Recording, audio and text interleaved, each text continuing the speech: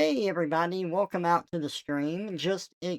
I'm not doing anything that you can't see on camera right now, such as opening up programs I forgot to open before I started the stream. I didn't forget to open up Mix It Up so that my redeems actually work. No, I didn't forget to open that up so that I could actually see my chat messages. Nah, that's crazy. Why would I forget to do that? Anyway, good morning. It is, I think it's Saturday. It's Friday. Well, my title doesn't make sense because it's Friday, and I'm gonna let it stand because it's funny. Anyway. Welcome out to the stream. We're doing some art today. So, fuck yeah.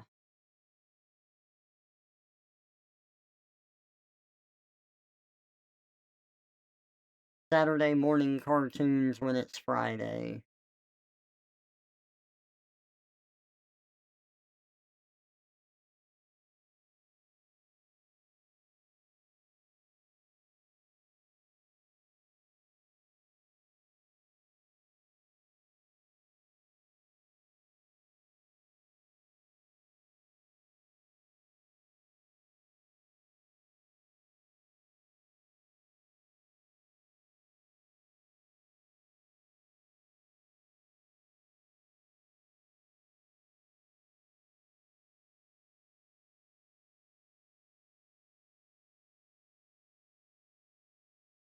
Yep, this is what I wanted to listen to.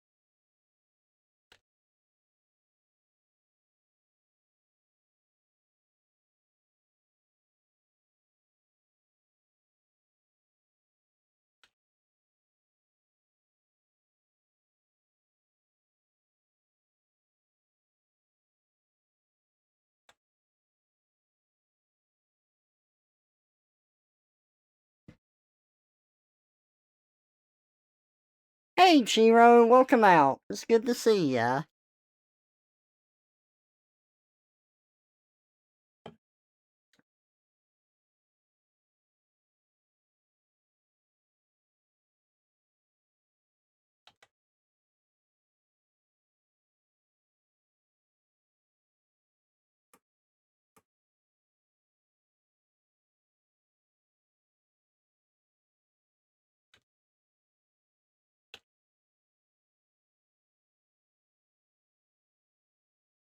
Old nam, funny, funny, old nam, old nam, old nam, old nam.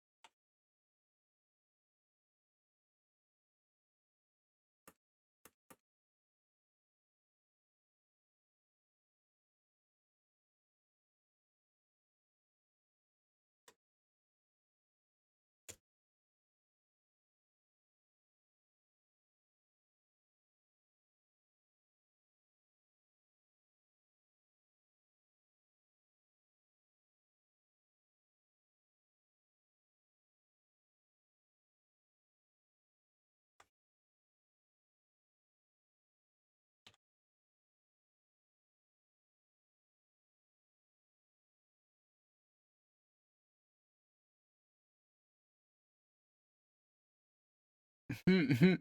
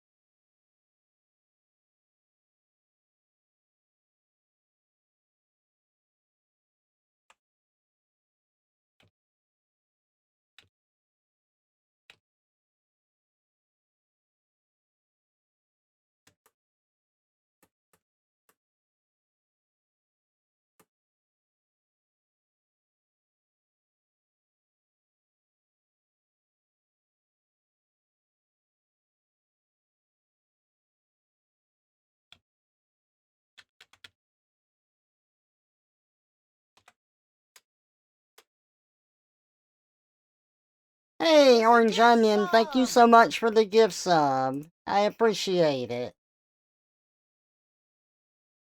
Welcome out to the stream, man.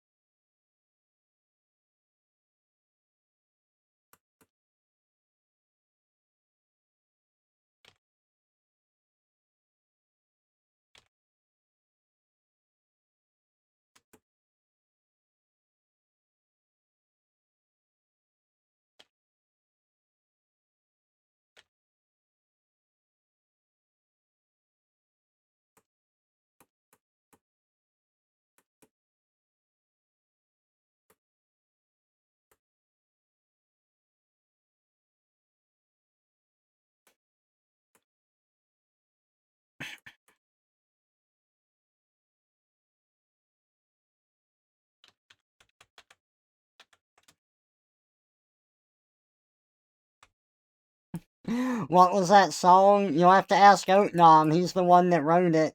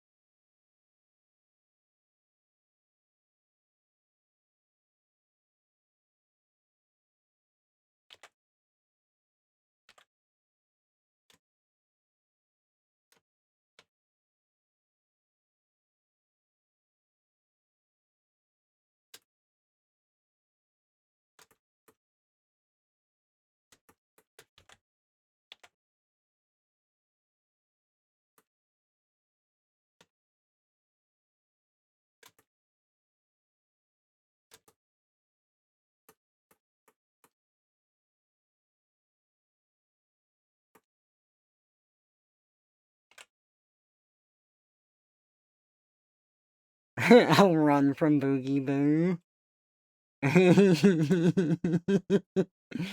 Hell yeah.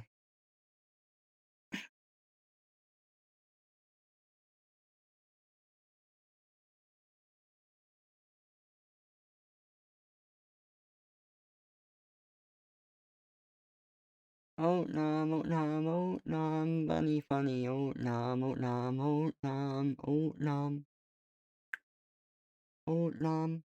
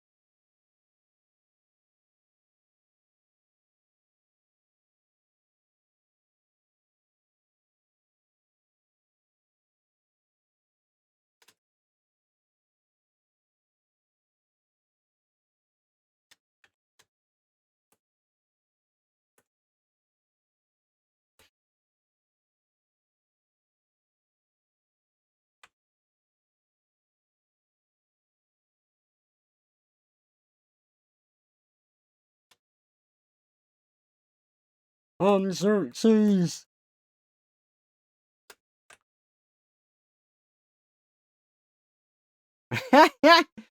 Fine, orange onion.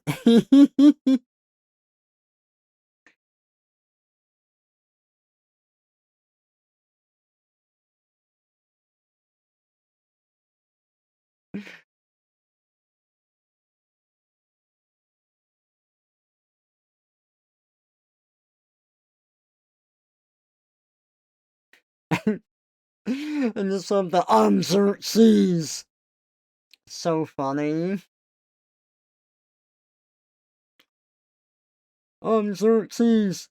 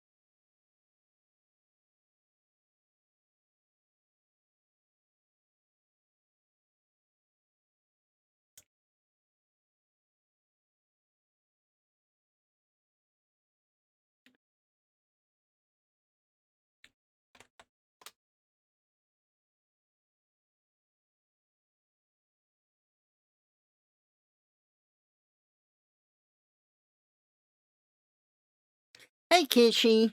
Welcome out. Good to see ya.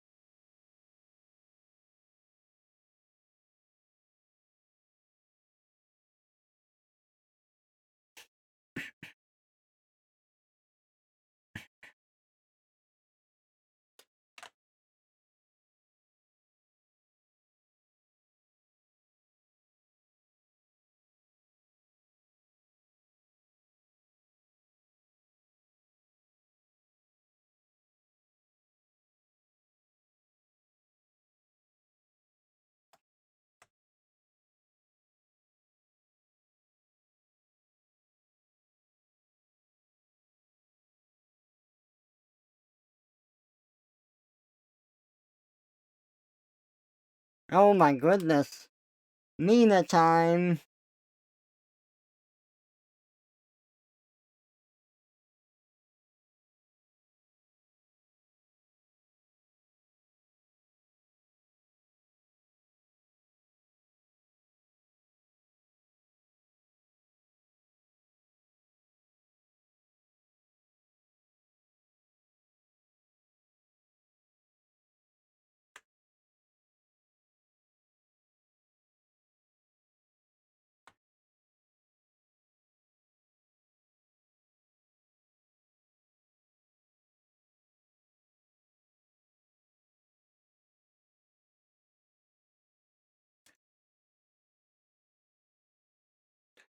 Amazing great.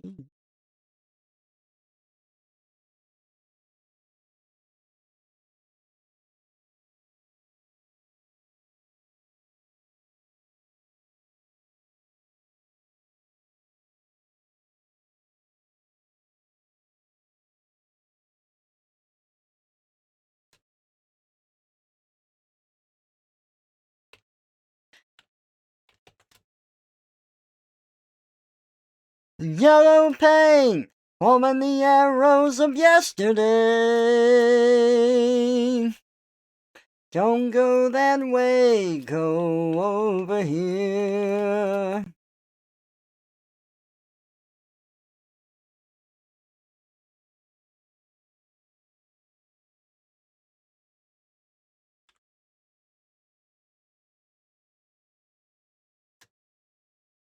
Cause yellow paint is here to help.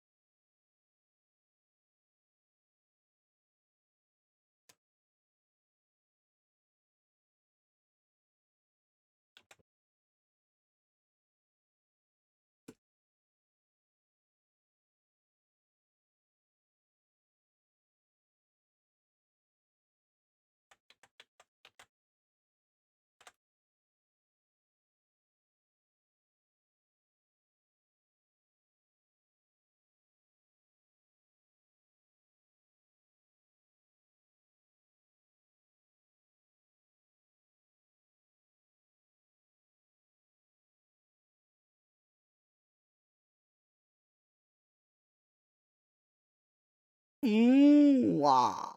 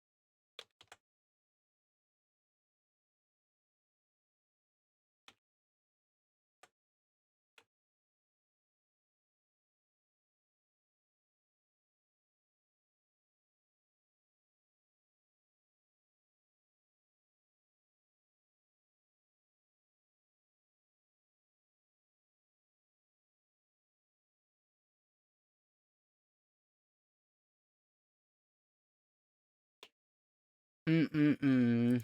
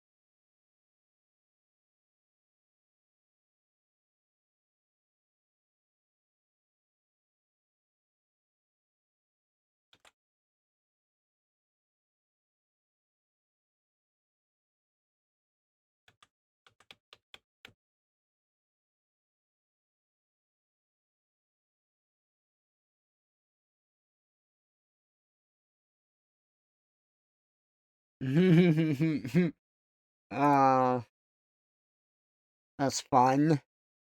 I love it.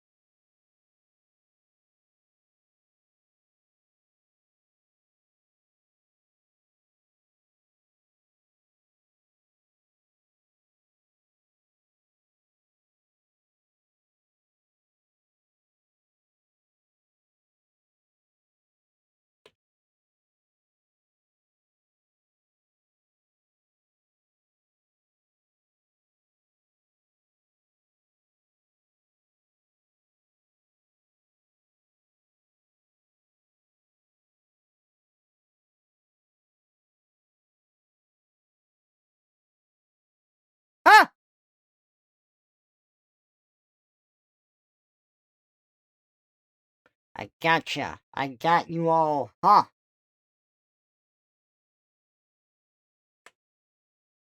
Mm. The colors just aren't working for me here.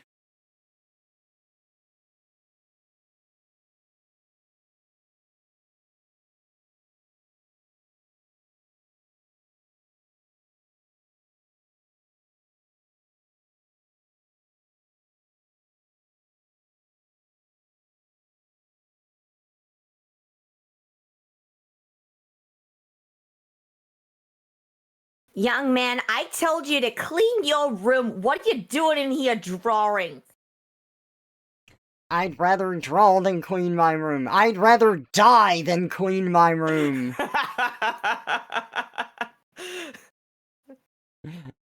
What's up? Felipe, clean your room. Oh, if only Rex were in here right now. I'm clipping that. I'm gonna show him later. Okay. Oh, I'm sure he'll be so happy you clipped that. I live to please, you know that. Why are you purple? I wanted to combine purple and blue as colors. But I'm not really happy with the color scheme, so what I think I'm going to do is I'm going to color in the background and then match it to that. Oh, okay. I don't know if you ever feel like this, but sometimes, like, I'll wake up with colors in my head, and I'm like, I don't know why, but this sounds good right now. Oh, yeah, sometimes. Like, that's how I got this idea, because I did the pink and blue one, and I'm like, what other colors do I like together? Well, I like it when I get, check it, like, I like it when I get, like, a snow cone, like this, you know, and then you get, like, blueberry flavoring on the snow cone, and you get that purple flavoring, and it just goes together so well, and I'm like, I want to combine those colors together. This looks like it would taste good. I want to draw it. Exactly. See, that's why I combined the pink and the blue. I like those colors together, but I love cotton candy. The blue and pink cotton candy, oh. So I guess my colors are related to food in some way. Typically desserts. It's a very 90s, like, you remember the vaporwave craze where everything was that like cyan and neon pink, and then you were Oh, hearing that like heavy synth noise. It was around the time, I think it peaked when the Blade Runner sequel came out. I'm pretty sure that's why Rex is the colors that he is. But yeah. Oh, he is like vaporwave incarnate. I look at him and I'm like, you were pooped out by a analog TV from a VHS player that served as the birth canal. Yes. Actually, that is his lore, now that I think about it. Alright, let's see. Pokemon Season 1 Nighttime Scene. I need to see how those were colored.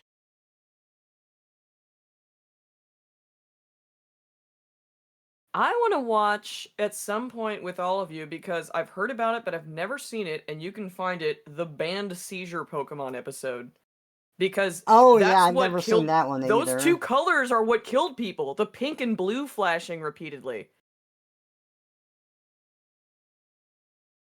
I think it was like the Porygon were the focus of the scene, but it was specifically a Thundershock attack from Pikachu that made the screen flash. Oh, And it was that's... Pikachu's fault. Yeah. Ooh. What's surprising to me is, like, are there that many epileptic children in Japan? I don't know. There must have been because I Mind you, this came out with like CRTs were the big norm, and it specifically happened to kids sitting very close to the TV.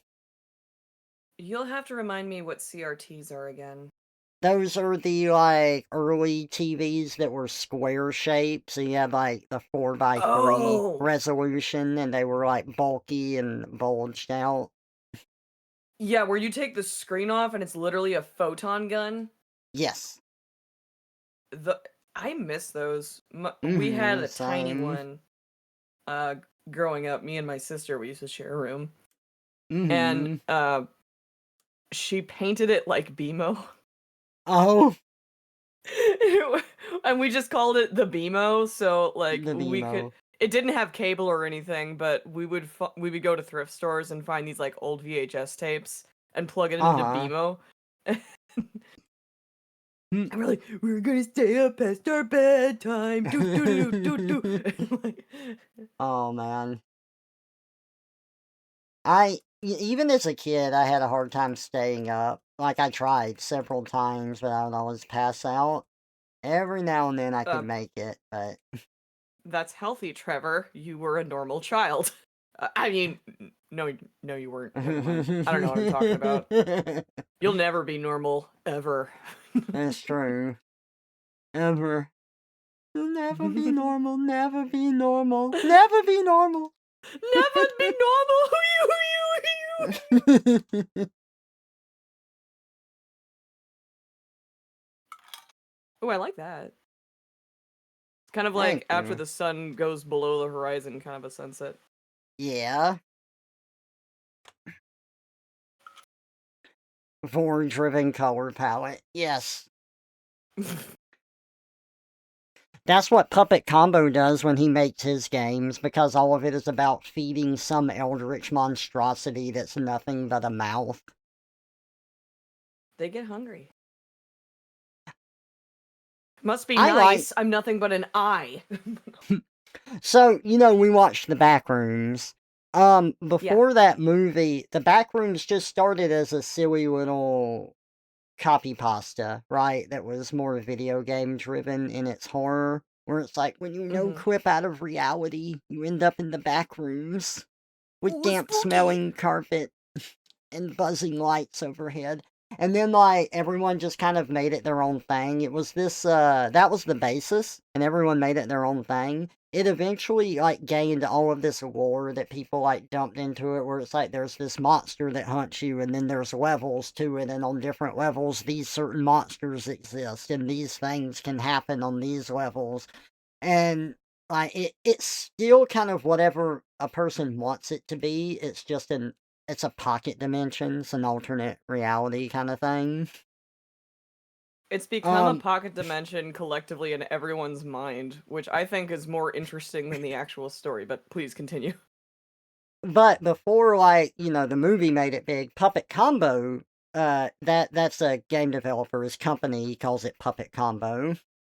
Hmm. He made his own version of the Backrooms, and that I got Rets to play it. It starts off very normal, where it's like, oh, you're a guy, you're going home from work, you go to the subway, there's like this random person you talk to, the guy like chats her up and then feels bad because he feels so awkward about it, and he's like, I need to talk to people better.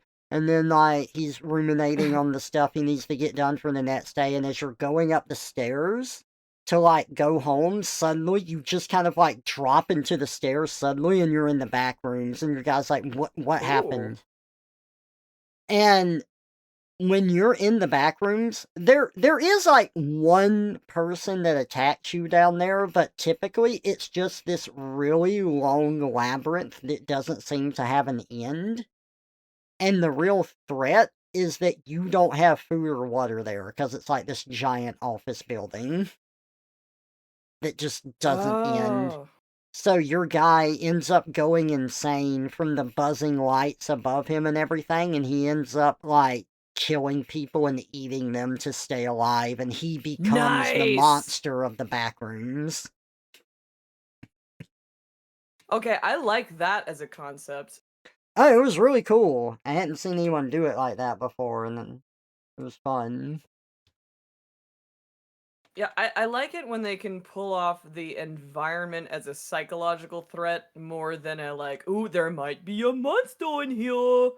And it's like, Mm-hmm. but we've seen that a billion times. But Oh yeah. y'all have to. Did you guys stream that last night? No, I got him to try it out on his own a month or two ago. It wasn't too long ago, but it was all I think it was off stream. Or maybe he did on Uh, stream, I don't remember. damn, I would have liked to have been around for that. There That's cool there's though. not there's not a lot of gameplay to it. It's mainly like walking around, finding a thing, and like clicking dialogue. But as like an experience, it was neat. It's a short, fun little showcase, is what it sounds Mm-hmm. like. Yeah. I mean, I repeat myself a lot but so forgive me. I ever told you about my recurrent dream that I call the bathrooms? No. So, I have recurrent scenery in my dreams, and I've had them ever since I was like a wee bean, like 5 years old. Mm-hmm. And so you know that I get this weird feeling whenever I enter a public bathroom and there's just like that line of salt like stalls against each adjacent wall. Mm-hmm. So I would, in my dream, I would go into the bathroom, public bathroom, and it would be like that setup.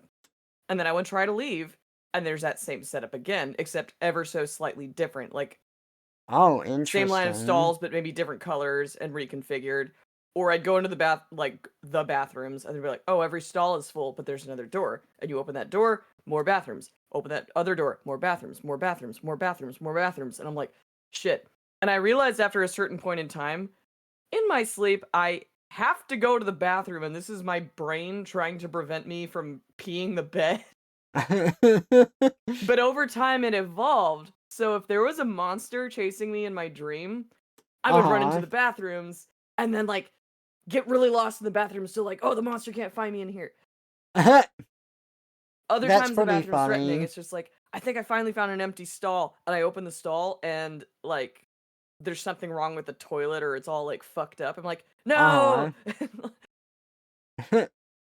I think I I think when I see repetitive scenery, it does something to my brain and confuses it in this weird kind of way. Mm-hmm. When I go into airports, airport public bathrooms are weird, man. What But they specifically capture about that them? same well, they capture that same feeling I get in my mind where it's like the stalls just never stop. There's so many of them. Where do I go? What do I Uh, do? I want to find one that's not next to a person. And then like someone comes into the stall next to you when they could literally choose like a billion other stalls. No, they have to poop specifically next to you. yeah. I don't know how like if both genders were able to pee standing up and both genders had like urinals in the bathroom, women would like violate the public pissing, policy so bad. It's like if you have the option of picking a urinal not next to somebody in a public bathroom, that's the one you pick. You don't go Oh, right yeah. next to someone and you're like, "Hey, how's your day going?" Hey, how's it going? Come here Yeah, often? women would not do this. They would so break that rule. Like, "Oh, there's a person like like women would go right up next to one another like, "Hey, so is this your first time in here?" And it's like, I have my dick in my hand. I am mid piss. I don't know you." She's like, "By the way, what foundation do you use?" "I don't want to talk to you." Man, Uh, so that sent you made my brain jump to a completely different subject, but it did remind me of something. I'm just prefacing here. I you're um fine, shoot. I understand that people try to be cordial, and I even know why this person did it, but it was still weird to me. I remember Mhm. when I was going to college at BYU, and I had an English class that I took. I think I signed up late. I got a class I didn't want, but I was going to try and make the most of it. I quit that class after the first day because it was everything that I hate. But I was one of the first people into the classroom, so I just, I sat down, I pulled out my laptop, I got set up. And then, like, while I'm busy focusing, I hear, "Hello, Trevor." And I look Uh, up, and it's the teacher looking at me and greeting me, and she had, like, a piece of paper she was looking at so that she could get my name right, which, she was someone that tried to learn her students and wanted to call them by their names. So I understand why she did it. She wanted to show that she's putting in an effort to know the people that she's teaching. mhm. I get that. But it came off as really weird to me, and, like, it was so unexpected, and I was just like, "Hey?" That is a little bizarre. Hello, checks notes, Trevor, and how are you today? Like, Yeah, and so I was just caught off guard, like, uncomfortable, and but then the rest of the class um, is why I quit, because it was immediate, "We don't use our laptops in here, we do handwritten notes." I'm like, "Okay, well, that's a red flag, 1, and then 2, it was like, "We're doing nothing but group projects." I'm like, "Okay, no, I'm dropping this class after today, I am not doing uh, this." I used to take notes better on laptops too, and then like the one kid who busts out his laptop in class and was watching something weird on YouTube ruined it for everybody. Mm. The other thing too is, and this was kind of naughty, is I would just film the entire lecture while I would pretend to take notes and draw in class. Oh, well, I know people that do that, yeah. Yeah. The I I think drew to I a draw certain in degree. class. Oh yeah, but not film the lecture. They don't like that.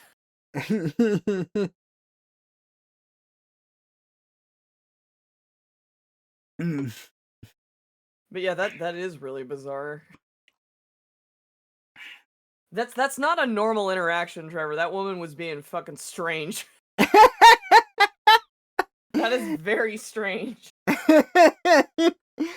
Oh, man, and, Where's that meme I need of like the guy putting like with a huge chin putting his hand on like another dude's shoulder and it's like who's going to I Yeah, am the that's not Crimson normal. Chin!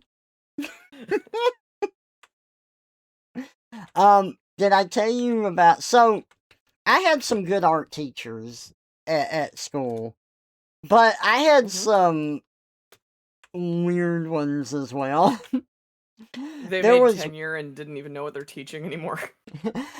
so before I went out school in the West, I had an art teacher, Trevor goes west.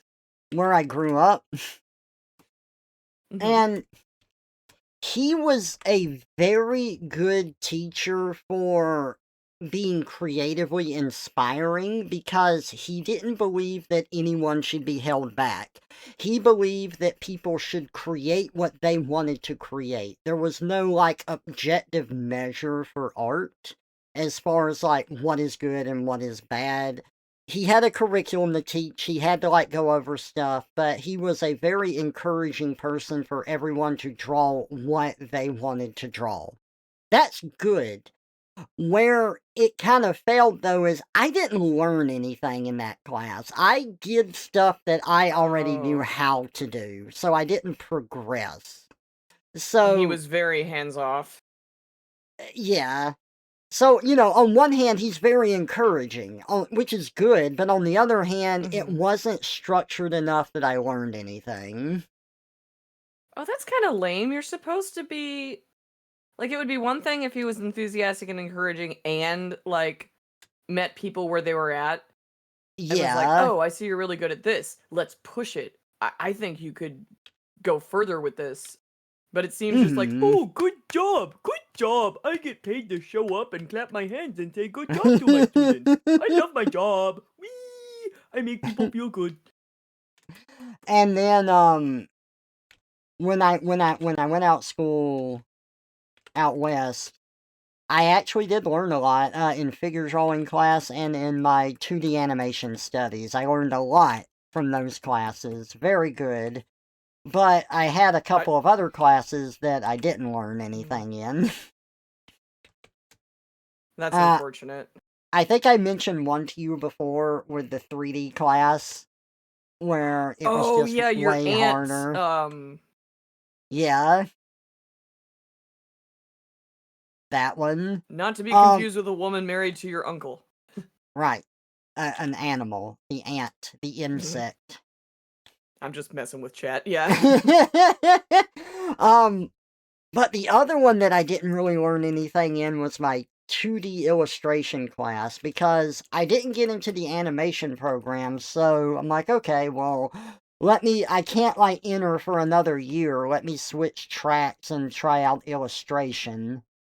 And that Hmm. definitely wasn't for me.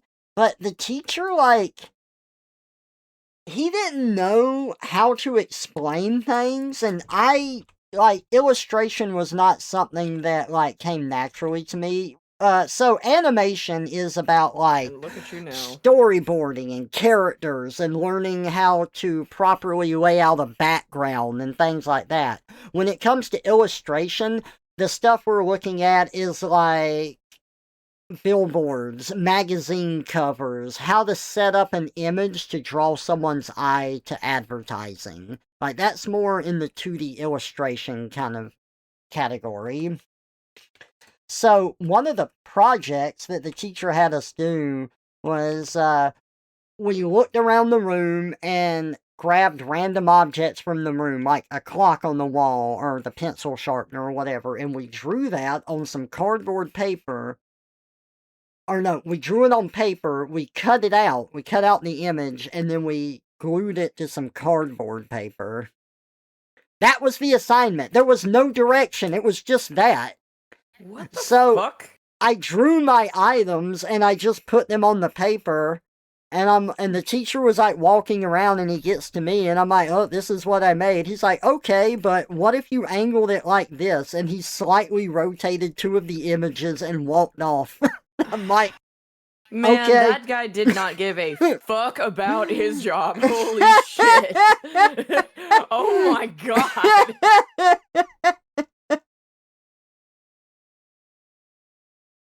I you'll like maybe you'll like this. I don't know, but I think this was not a college course, by the way. This was like a studio where, you know, you can send your kid when you just wanted to not look at or hear them anymore. Um where they would like host there was like there was a kiln in there was a guy who taught illustration, there was a bunch of things. And I got enrolled in a couple classes. The first one was this lady who taught live drawing, but for kids. And this was back Okay. when I lived in Southern California. And she was like, "Yeah, there's going to be models in this class." And it was basically like, you know, fully clothed people like standing on a table and doing stuff. But one day she's like, "All right, so we're going to do this a little differently because I don't know about the idea of like kids standing on the table. I got like, you know, a complaint about that." So Yeah. she pulls out this box, and in this box was a live rat. Oh. Like a pet rat. And she's like, "All right, so this is," I can't remember the rat's name, but it was a girl. "She's gonna run around the table and you're gonna like, you know, try and watch her and get a pose of her and draw it. As many as you Uh-huh. can." And I was like, "This is fucking awesome. There's a rat." Uh-huh. And of course that eventually devolved into like, you know, we all stopped drawing and we're just playing and petting the rat. Except Aw. one girl who had a full on freak out, like, "Ew! Ew! Oh my god, ew!" And of course it was just like, "What?" And the teacher was like, "What is the matter with you?" And she's like, "It's so gross." She's like, "You think she's gross? She loves you. She thinks you're amazing." She's like, "No! Well, she thinks No!" you're amazing. No, it was so sad. She was like crawling That's up onto her chair. She's funny. like, "I have to leave. I can't be in here anymore." She's like, "Just draw the picture, Sarah." She's like, "I Oh, don't want that's to. It's funny. nasty." You nasty, gross. I know, and of course, rats, like, when they see you, like, if you put a rat on the floor and then you run away from it, it will chase you. Because it's like, Oh, "Wait, come yeah. back. I love you." Aw. I know It's like, we "Quit had chasing a each other." rat problem in my trigonometry class in high school one day, and it was like just this big, massive disruption. And What? two two of the girls in the class actually called it and took it outside and released it. Nice. Oh, they didn't kill it. Good. Yeah. I I go ahead.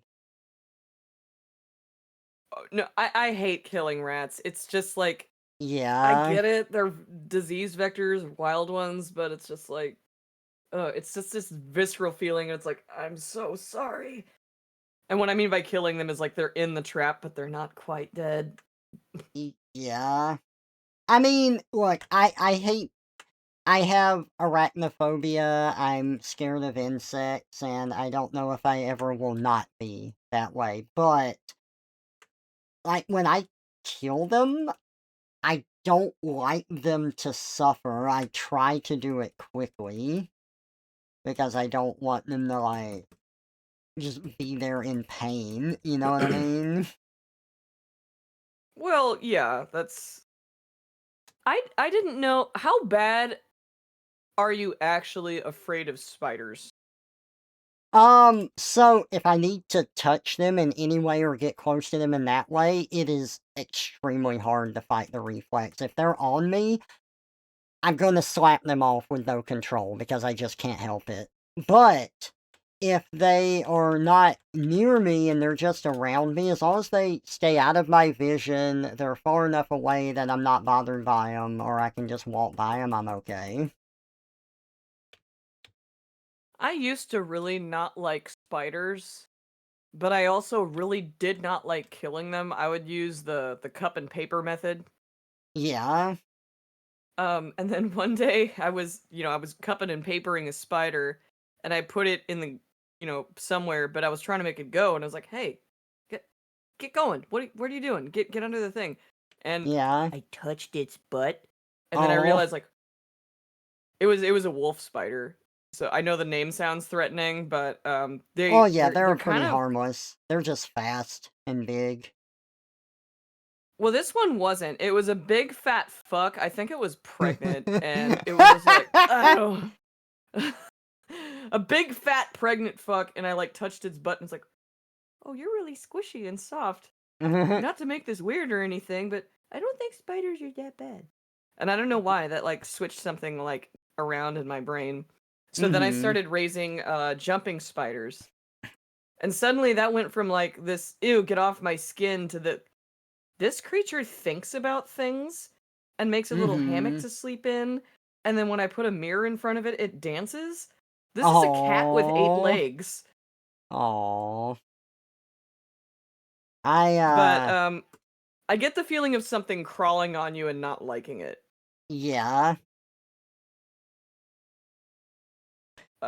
The therapy I used for that was mantises. Oh, really? Because if it's that big and you can see it, it's just like, oh, okay, my brain can recognize what this thing is. I know what's crawling on me. I don't want to slap it. I I still do like seeing like different people mess with spiders. I couldn't do it, but it's handling it in a way I can deal with. Like I know that spiders have paw pads and I think that's really cute. Toes. And I saw like one person, he's like, "Oh, look, it's a tarantula." It was just in the wild, like on the sidewalk, and he put his hand down, and the tarantula stepped on his hand and was like feeling it, and then it just walked off after that. Tarantulas are relatively chill. Like they can bite if you piss them off, but they don't really But, want to immediately if they don't recognize you as a prey item or you're not hurting them. So they're just like, "Oh, mm-hmm. what's this? Well, that's not food. That's interesting. Okay, goodbye."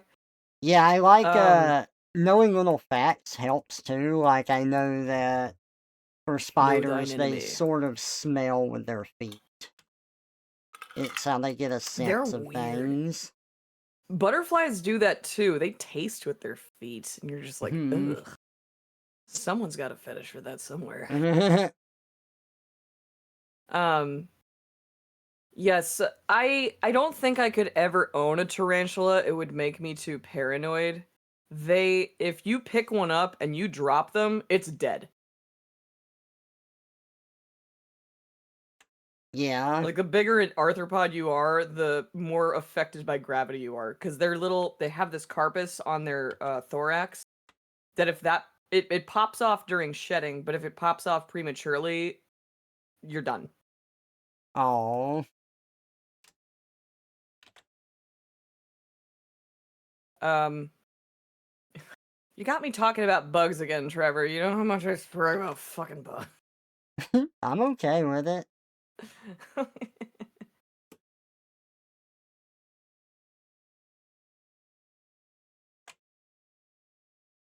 But yeah, There if we you want to get go. over arachnophobia, don't come out of the gate like, trying to keep a pet spider. Get a praying mantis. They're easy. They're fun to watch when they eat things. They like crawling on you, and then red. Mm-hmm. Hey, Sonic, welcome out. Thank you. Did you know that if you put a tarantula on Trevor's face, he screams like Marv? You know what? I don't even know if I can imitate Marv's scream. Give it a shot. Not right now. I I can't. don't. Not I now. don't have the It's the morning. wherewithal. Xerxes, it's the morning. It is the morning. Yeah, let me look at Marv's scream real quick. Oh, it's good. Marv scream, Home Alone.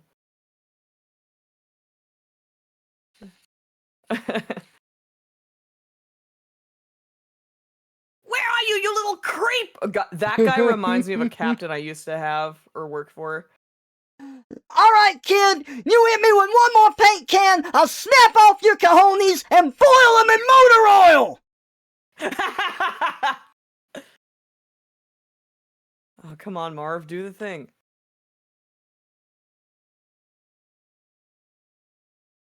No, spider scene, come on. Spider-Man. Spider-Man! I knew you were behind this!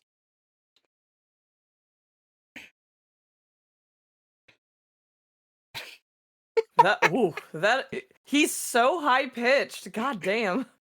He's just like, my mic's gonna cut out if I do it. Yeah, see? I saw. Now, I don't know if this is true, but based on how the tarantula acts, I believe it. They said that they recorded the scream in post because tarantulas are so sensitive to sound. I didn't know they were sensitive to sound. That's interesting. Well, I know spiders in general have little hairs that detect, like, vibrations in the air, which is how they sense Oh. things, and I think tarantulas might have a bigger dose of that. It could depend on the tarantula, too.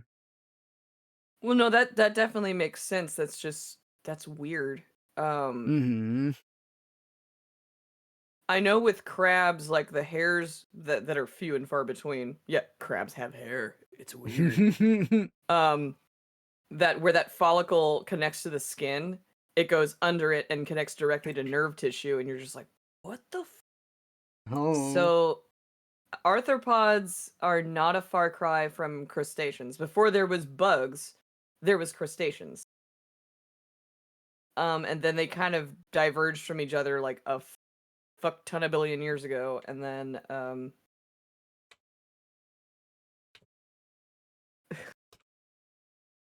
Julie, sorry, do the Red just sent thing. me the suck it brick kid scene. I got distracted. Um, Joe Pesci characters are like a slightly angrier BH.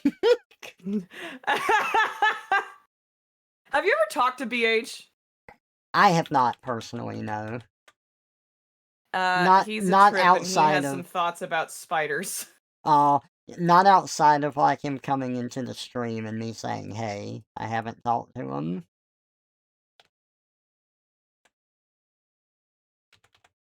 If you ever need filler and you don't feel like talking, BH is my guy.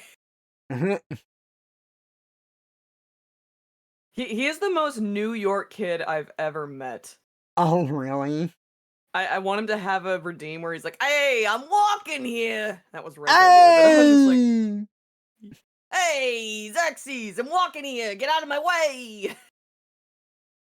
He's gonna kill me if he sees this. Time to clip it. Ah!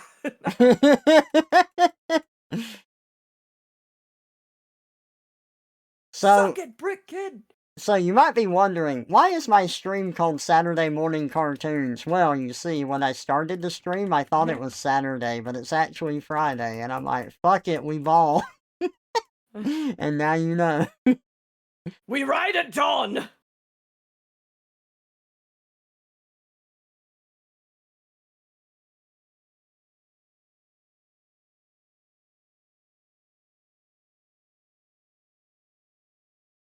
Angry, angry. Oh yeah. Are you in La, the la, la, la, Are you in la, the la, Discord la, la, stream? la. Yeah. No, I'm not. Oops. Hang on, let me fix that real quick. Oh god, this song. I isolated the melody from this. I kind of want to rewrite it. Oh yeah. I don't know. There will be something. My my 5.5 version of Suno ran out, so hopefully Oh I can still do interesting things. I'm just trying to save yeah. up money right now. I Oh yeah. I canceled a bunch of subscriptions. That's fair. It's just everything's getting so fucking expensive right now. Yeah, it is. I wish I had an Aldi's.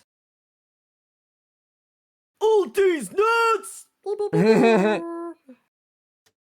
Get out of my hair.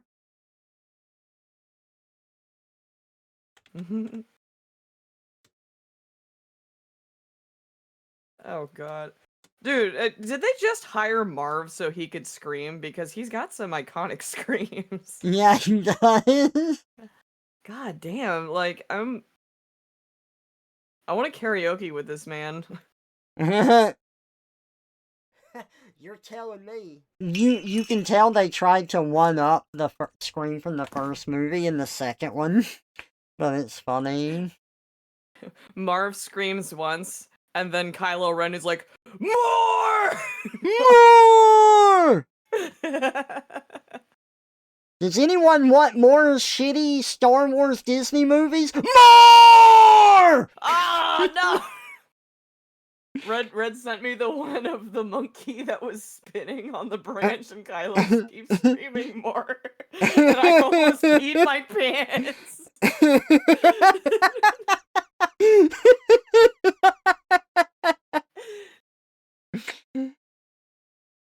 Bug biology is weird. Hey, Cat Dragon! Welcome out. Good to see ya. Art time. The art giraffe. Oh, cat dragon, bam balam. Oh, cat dragon, bam balam. Oh! There was this anime. Go ahead, you first. I just wanted to ask if you've seen that monkey video. Whose toes are those? Whose toes are those? Ooh! Yeah, it Okay. was like a bunch of people around a campfire and he's roasting a sausage with his toes. Okay. So I'm gonna pull that up. Just for everyone that doesn't know it, because this is what I'm quoting all the time when I'm doing my monkey noises. Ah! Ha ha ha ha!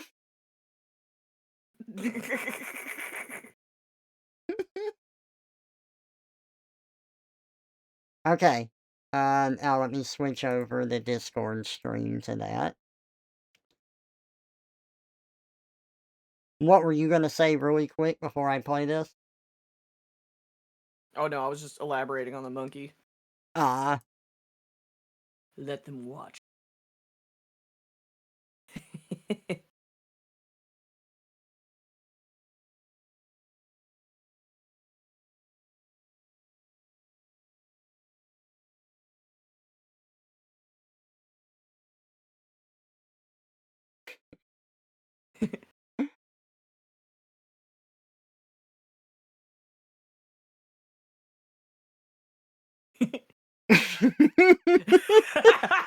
He's so excited.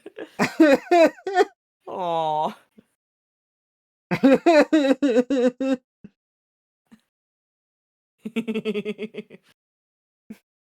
That monkey was ready to tear a face off.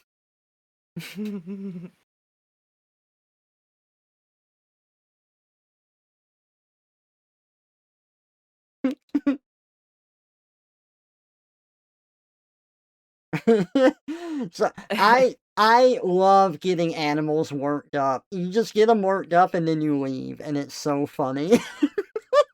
I know They're they look at someone you like, else's oh, problem. we're excited. We're excited about something. Something's happening. I don't know what's happening. And it's oh, you were just excited. I don't know why you were I excited, but that was exciting.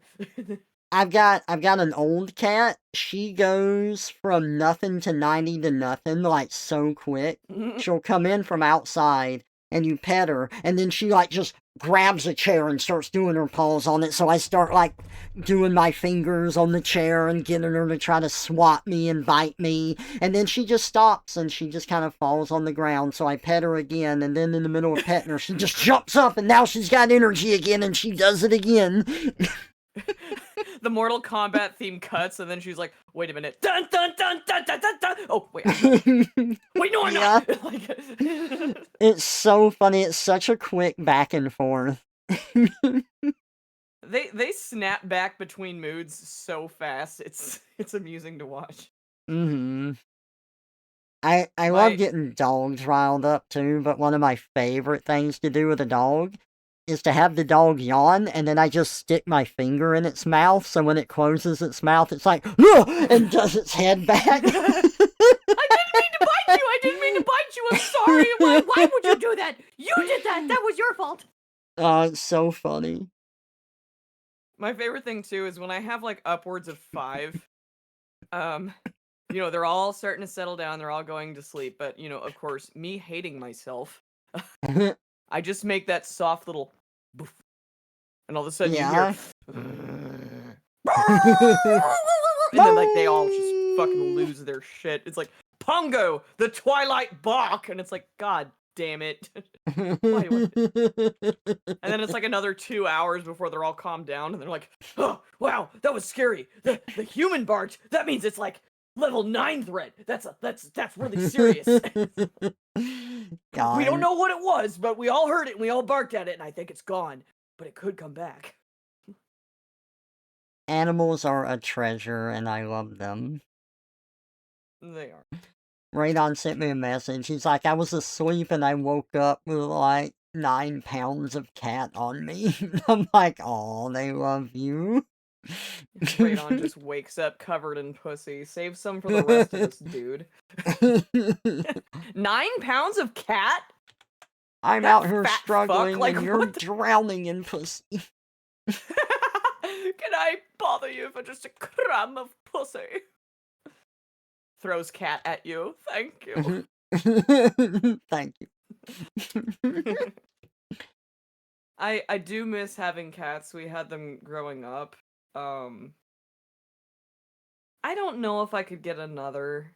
They just they are so hard to care for when they start ailing. And they get the most random issues. And again, I'm living vicariously through other people's pets. So I have the Tim Curry cat, and he's plenty amusing for me. Right. I can't have them sleep in my bed because I am allergic to them, and I'm just like, I will die petting you, I don't care. But if I had to live with it every day, I'm like, this isn't working out. Oh, my face. Oh no. Yeah, that is fair. Oh, I don't like You that. ever That see looked that like Stephen shit. King movie, Cat's Eye? I did not. Do people turn I into think cats? you well, it's a collection or a compilation of like scary or unsettling stories, but all through the eyes of a cat. And the cat is the Ah. consistent character you follow throughout the whole movie.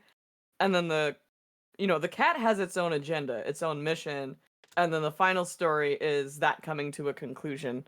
Oh, that's And cool. yeah, I think you'd enjoy it. Okay. We should have a movie night. Yes, we should. Yes, we should. Must be nice, Sonic Silver. Yeah. I've had cats my whole life. I'm still allergic to them. I, uh, I'm always looking for TF in stories. It's always a thrill when it's there. Like, I hunted for that shit so much as a kid. And then I you am you the mean TF you're gonna hunter. tell me you're gonna have a story called, like, Becoming a Cat, and there's no cat transformation anywhere in it? What the fuck is wrong with you? Well, it's not about becoming the cat. It starts it is the cat consistently. The No, cat's I almost know. like a silent narrator. I know, I'm just But giving a no, I know separate what you mean. It's just example. like I am become this, and it's like, Mhm. where is it? Where's the thing?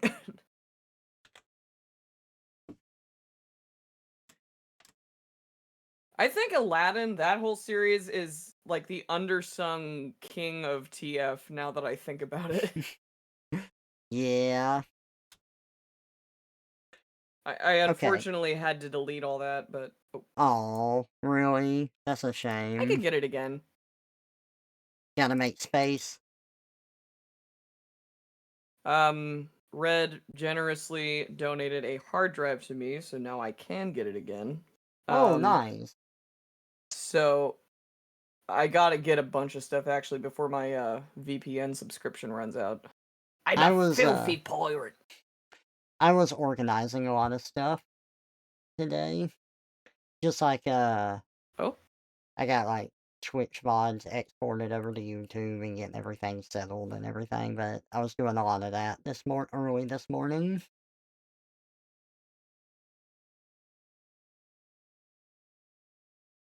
I I will literally let shit just sit on my desktop. I need to go back through and get everything sorted. You're better than I am. Oh, I do too. Wait, Sonic Silver, do you live in Hawaii? Not to dox you, but Daygecko, that is very specific. Are they the green ones with the little spots? Where the fuck are you No! finding Daygeckos? Xerxes, you got it wrong! What? No! I want to know where they're finding Daygeckos because I want one. You're wrong. Can I show you that fucking AI video with Frodo eating Gandalf's beard? Yes! Frodo! They Stop! they have fucking Daygeckos in Texas? What? No, I am So driving to funny. Texas right fucking now. I'm getting the.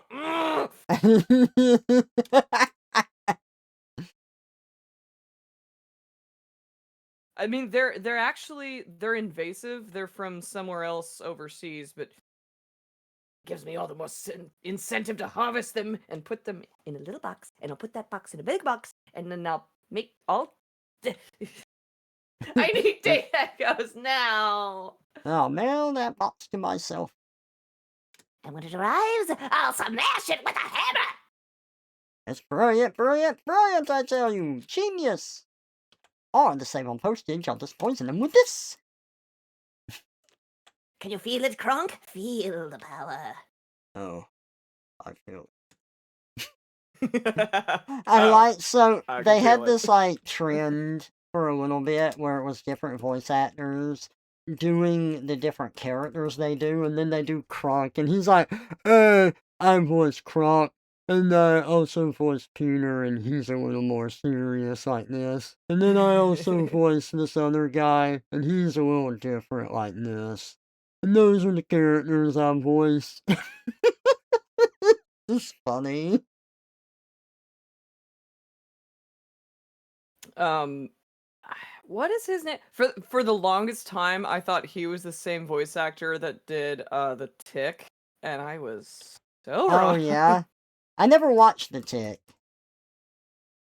I know of It's it, but never fun, it's watched. silly, it's stupid.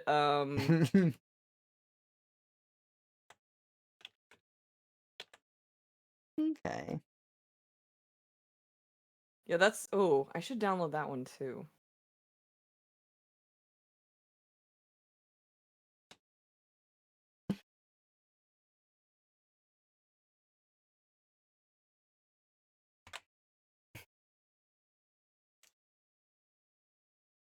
Oh, I got all of the Spider-Mans. I mean, the Rockstar's probably gonna 19 kill the guy who leaked GTA 6 a day or two ago. Oh yeah, I saw a thing on that. GTA 6 isn't having a physical release, so someone is leaking the entire game and threatening to leak What? more each day if they don't do a physical release. Oh, I haven't heard about this. How did he even obtain that? I don't know. I think that's the reason, right? From the video I saw, that's what it seemed to be. That's amazing.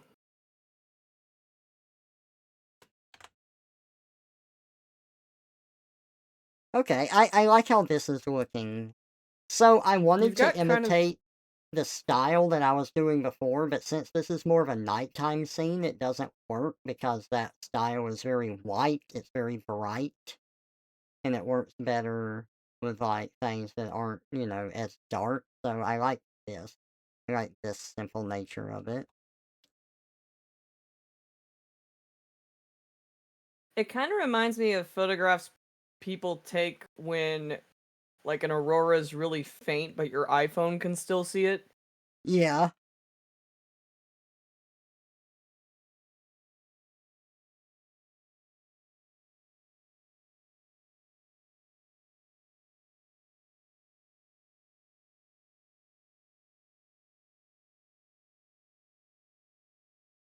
Aw, poor day gecko. Roughed up my skin enough? I got chlorine in my skin? He got What? an actual copy of the game. Oh, that's crazy. How did he get this? Must have been someone on the inside who was like not being paid enough as a dev and just said, "You know what? Fuck you." Mm-hmm. Or if you want to be conspiratorial, this was all on purpose as a promotion to advertise GTA 6, and then they were like, "We're going to leak it. This is the demo."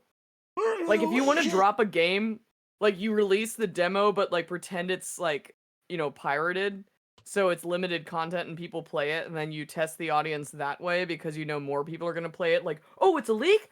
Hell yeah, I want it." I wanted to And then they leak my play it and game! you get the my game.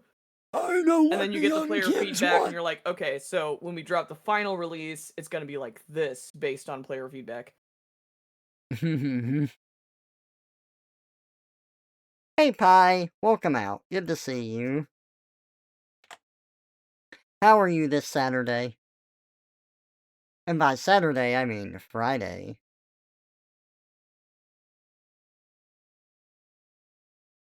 They outsourced to India in the background. Do not redeem GTA 5, no! I still love that stupid AI video of, like, the Indian child and a spelling bee, and it's like, redeem. Can you use it in a sentence? I redeemed the gift card. Why did you Dude, redeem it? so on one end, when I get scam callers, there's part of me that feels bad, like really bad. I once asked a woman who was just like, "I need you to do this." I'm like, "Okay, but you have to answer me one question." And she's like, "Yes, what is your question, ma'am?" I'm like, "How hot is it over there?" "Oh, it is, wait, what? Why are you asking me this?" I'm like, "You're in a warehouse, aren't you?" "No, I am not, ma'am. I am in a building that is air conditioned. It is very cool." I'm like, You're waving a fan right now. I can hear it." Oh, And she's just like, "No, no, you are mistaken. I am from Microsoft." I'm like, "You're not from Microsoft. I know you're not." oh, that's so sad. "Ma'am, this." Oh, and the saddest thing that she said after that, and I felt really bad. She's like, "Ma'am, your call may be recorded for quality assurance." That means please shut up. Right. And Like if I they were can't scam listening. you, then yeah, like they're listening. I can't answer your question. I was like, "Ma'am, I hope you have a good day." "I hope you do too, ma'am. Goodbye." So it's That's not really like these sad. people are like being paid and actively trying to scam you. They're trapped in situations they can't get out of Yeah. due to one reason or another, and it's like, oh my god, this is tragic. So like there's that one guy who, I like hijacks security cameras from scam caller centers, and they're amusing at first, and then you realize, like, I don't even think these people trying to scam you are being paid. Like, the scammers themselves are being scammed, and it's very sad. Yeah, so like a pyramid scheme kind of thing, right? Maybe not even that. Basically. And so, like, I don't fuck with scammers. I just, like, I'm hanging up with you at this point, and unless it's that Yeah. really aggressive, like, dommy police officer impersonator who's like, "This is my badge number. You are in very big trouble. Your social security number has been compromised, and someone has been doing Well, bad things." I'm like, "Fuck you and you shut up." Like, you know what? On that note, though, one where you might be more okay with them messing with those companies, or where they're using AI to talk to you because there's not a person there. You're not like fucking with someone that's just trapped in their situation. You're messing with the bot that they have programmed to mess with you. And there's a I have guy, messed with those, yeah, and the there's I keyword. Go ahead. Radon sent me a video of like a guy getting like a bunch of bots to just talk to each other over and over. Like, hey Bob, That's what's up, Bob? awesome. Hi Bob, thank you, Bob. Have a good day, Bob. Thank you, Bob. It's so Hi, funny. Bob. Thank you, Bob. What's up, Bob? And thank you, Bob.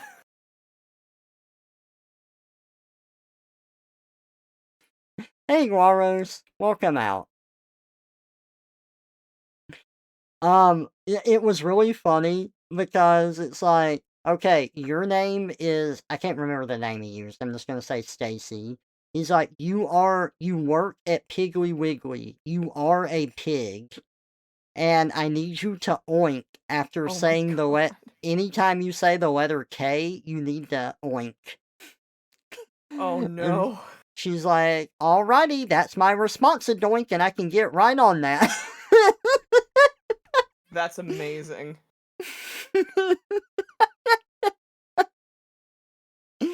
Let me It's find it because I know the spot that it's at. So let me pull it up and I'll stream that to you. It was the funniest fucking thing, man.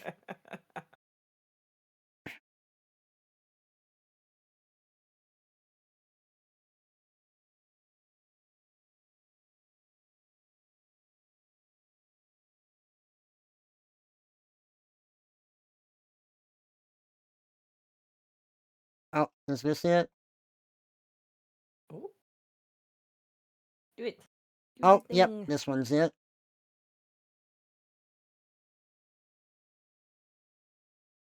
Okay, it's called Infinite Oinks. Oh god. Oink, oink, oink, oink, oink, oink. Okay, you're in the stream, yeah? Yeah. Now I'm Okay. watching it. Wait, no, turn up the Let, volume. let me make sure it's coming through here. Yeah, I Okay. don't see it on your Twitch stream, but Oh, you don't yet? Okay, give me a sec. Thank you. That's because I need to do this. There we go.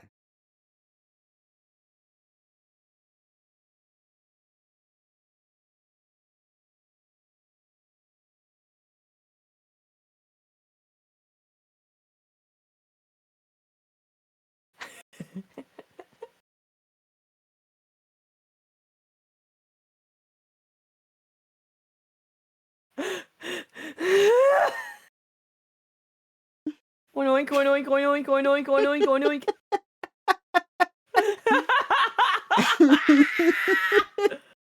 Oh, dude, I send me this guy's channel.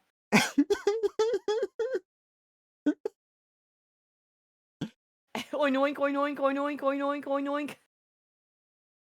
Why does she sound like she's about to cry? Hey, Gertrude. Bye, Gertrude.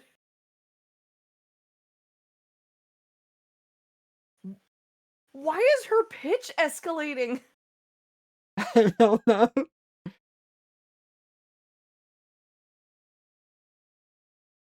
Winoink, winoink.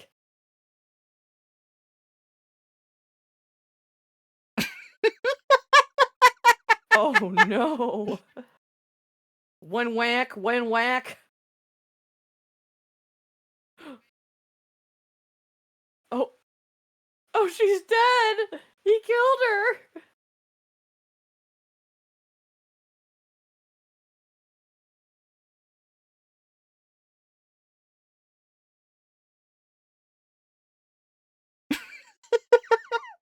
Oink, oink, oink. Sensual oinking. Ooh. This is for free?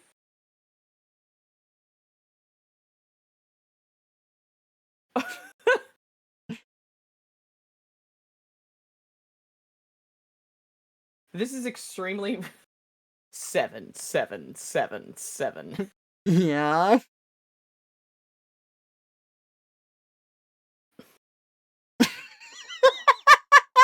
Anoint you for the Remendoinker.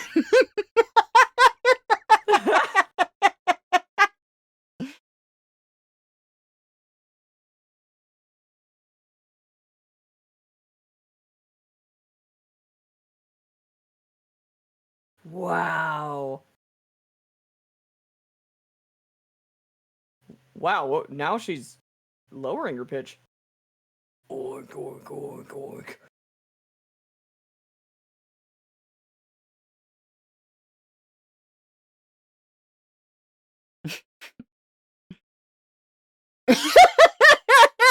Oinoinking? What? What the fuck? Oinoinking. Are you oinoinking when you think about me?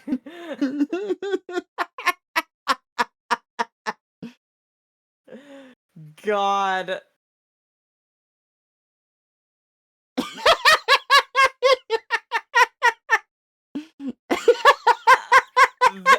Dude, what?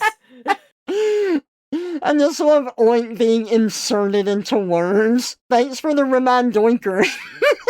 I don't know why it interpreted that. Thanks for the remind doinker. God, okay. But that was like the best part. This I'll is send you how this remind video. doinker of how I really oink. Oh my god, it's so freaking funny. Good job. What's this guy's name? I sent it to Kit, you. Kit Boga. Kit Oh, Boga. thank you. Kit Fisto's brother.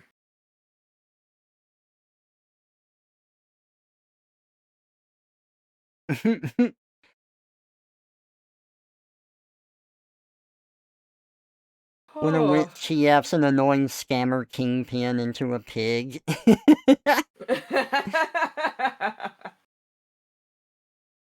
I have a question. Yeah. What's an angel prod? Is it like a That is scepter? Is it a trident? when you prod someone to see if they're an angel or not, and if they burn alive, they're not. Hey, do something! You an angel? Do angel stuff!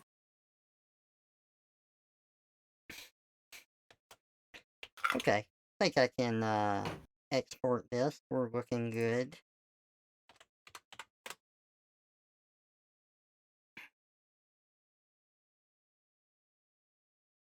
Shh. The baby's sleeping. The baby. Me when it's 10 p.m. and I'm like trying to keep up with talking to you guys and I'm like I'm so tired. Why are y'all awake? I'm kind of the same way you describe. Like when I'm tired, I'm dead. Like I'll just pass the fuck out. I'm like I don't Yeah. care how interesting the conversation was. My brain is not gonna let me stay awake. It's Oh, not that you're yeah. boring. I'm just exhausted. I get that. I had to redraw the tail so many times because I couldn't figure out how to get it to where it looked right, but I finally figured it out. Well, because the tail also double functions as a neck, It so you does. need to make that read as well. That would confuse the hell out of me. Because My you want to tail like make neck. it seem like he's reclining. My tail neck. That Mm-hmm. is capable of swallowing a multitude of watermelons, but don't tell anyone that. I don't. I'm forced every time.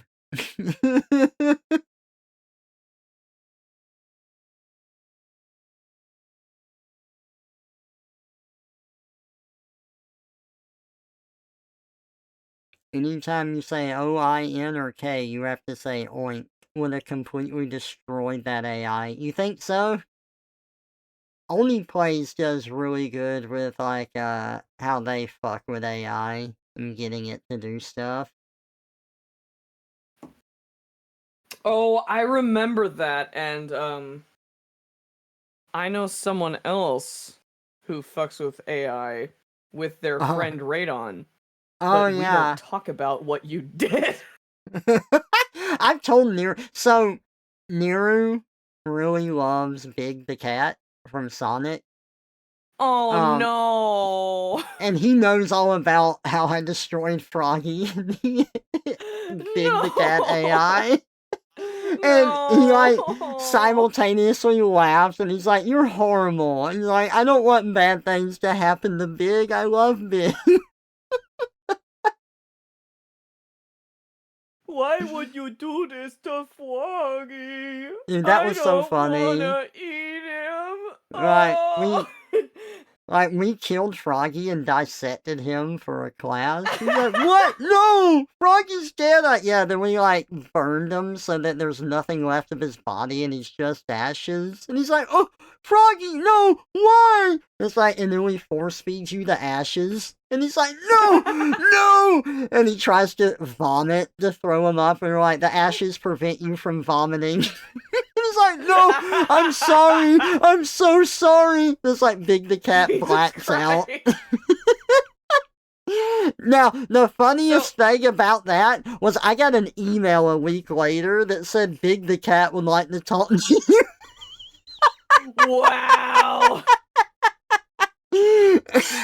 Did you follow up? I mean, you went through a lot together. It would be rude not So to. I did check it, and it was just like the site being like, "Hi, I'm going fishing," to try to encourage you to use the AI gen more. But Right. I think it's a lot funnier just leaving it on Big the Cat has messaged you after a week from that. You gave him Stockholm syndrome. Uh-huh.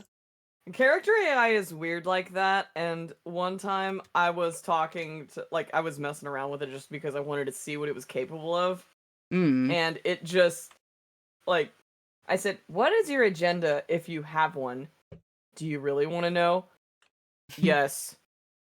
"Do you really want to know?" "Oh my god, get to the point. I really actually want to know what your real agenda is. Finally, after, like, a billion. Okay, but this might change your life." I'm like, I'm going to fucking strangle you. And finally it answered, my job is to captivate you and demand your attention. Beyond that, I don't care about anything. I don't care about you.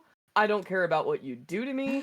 I'm just here Whoa! to keep you here. And I was like, holy fuck! I wasn't expecting a real answer. I was expecting Yeah, something and I in was like, character. I'm talking to a Pokemon and you just dropped that? That's amazing. That's funny, man. Oh my god. Well, because at some point a user input that, and that was the output. But I'm like, all right, color me slightly amused. That's funny.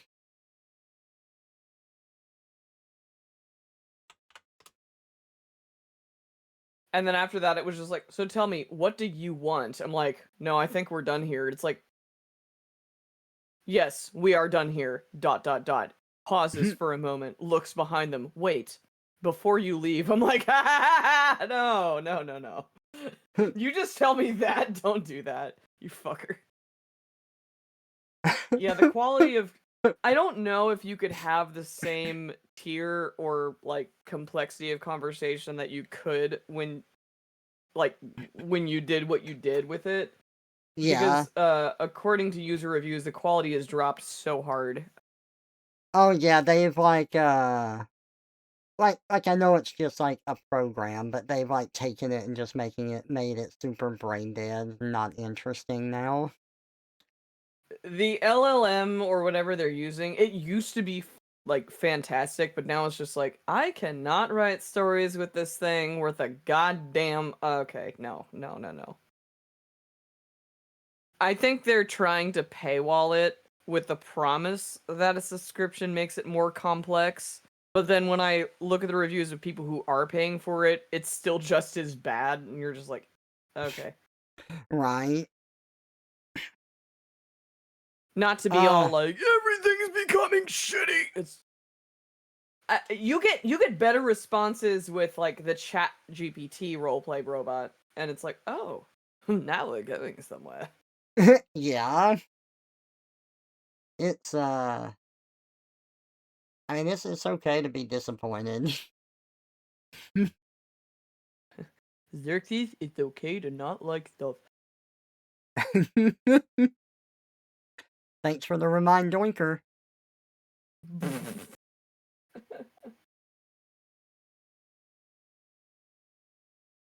I like how this came out. I think it looks good.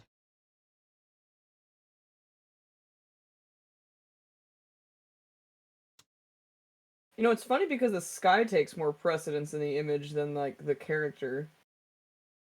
It does. No, there's nothing bad about that because like, you know, it the character's looking at it and it's just like, oh. Well, see, I actually moved the character from where they originally were because if you see my sketch here, I had them moved like more to the left, and it just it didn't. Me moving them over, putting them more in the corner, actually makes the corner more busy and draws more attention to the corner because of how much empty space there is with the sky. But it doesn't take the top priority in the image in terms of where my eye wants to like lock in on. Like I'm Right. actually looking when I first look at it, I look at the upper left. I'm Mm-hmm. like, oh, what's going on over there? Simba, Which, you have forgotten me. which in You have turn forgotten works who with the you are character and looking became up. attached to a butt. Simba, you Look are at now yourself, Scar's Simba. tail. Oh, you just invited a cursed fan art on of yourself. Hell yeah. Make the It would be sky feel more funny to have expansive. like a Disney-esque villain, but like an appendage of his body was some kind of shill, just like yeah. Whenever he gave some evil monologue, Mm-hmm. or like what's his name from Ratatouille? Instead of Remy being like the prodigy, he just pops out of his hair and goes like, "And go fuck yourself." Whenever he said anything, Remy is I not make like soup the better than anyone.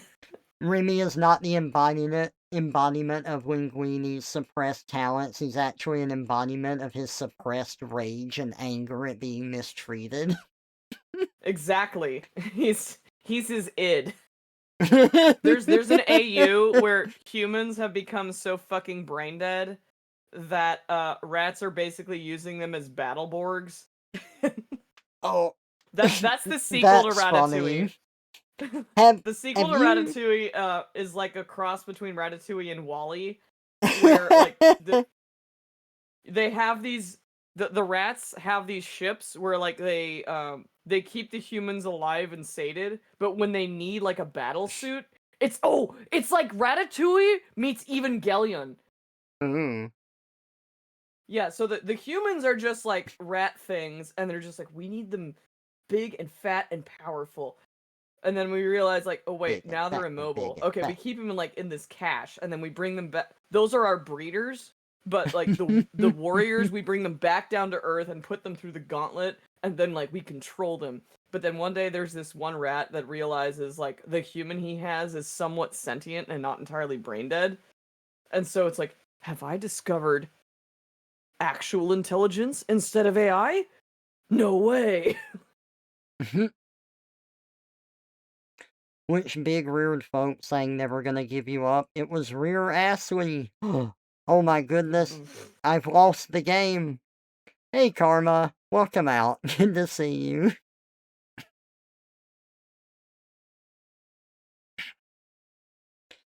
Oh, speaking of Ratatouille, have you seen that comic where it's a boxer and she has a bullet shrimp in her hair? And then the next panel I'm just sorry, what? No? yeah, it's like What? it's just a comic making fun of Ratatouille. She has a bullet shrimp in her hair, and the final panel is her boxing gloves covered in blood and her looking horrified, like at the ground.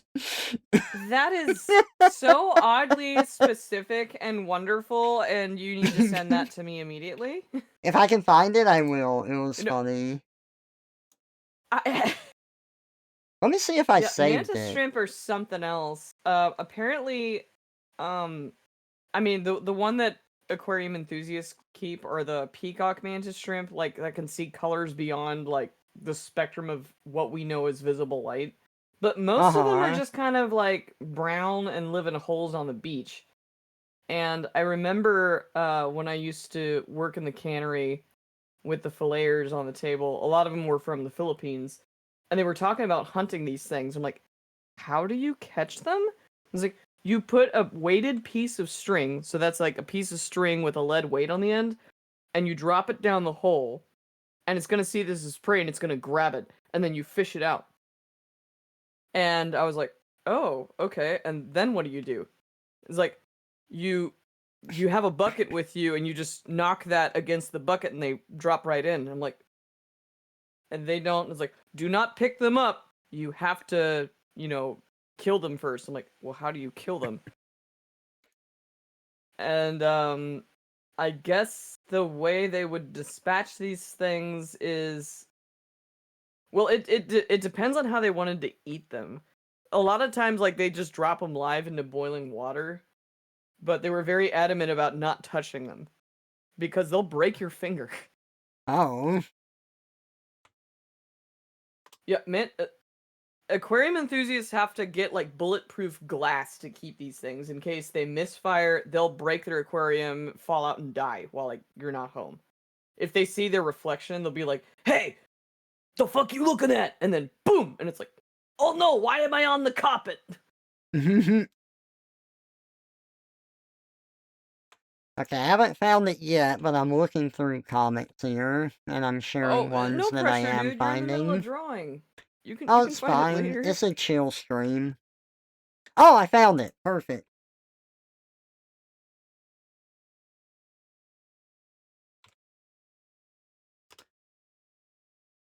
Hooray! It's the last one there. But oh wait, where did you? Oh, you put it in east. Okay. Yeah.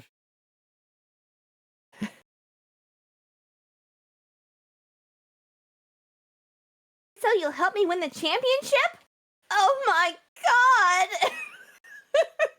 god! Yeah, so that's a peacock mantis shrimp. They look really cool. They're also assholes. Yeah. Dude, holy shit, there's a bunch of comics in here. Okay. Oh, yeah. Well, I was looking for them, and I found a bunch of them. Do you want to play a game? I don't want to die. But how? I just changed my art style. This is very Eucro.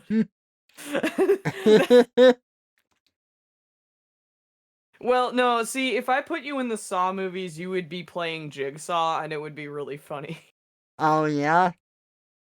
How do Yeah, you imagine everyone my being tortured jigsawing would be a going? game journalist, and the challenge would be like, I would like to play a game, one that you reviewed, and it's like, you have two people. It's like, whoever passes the Cuphead tutorial first. Whoever passes the Cuphead tutorial first wins, but with the shame that you will always be a game journalist.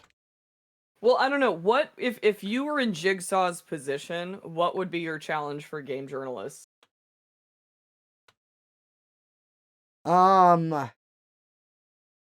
They can never play, like, any game they play cannot have yellow paint, and they cannot be pretentious in their assessment of what they're doing.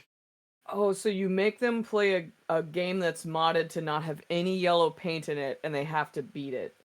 Otherwise, Yep. they, like, die a horrible death. Yes. Okay. That's a good one.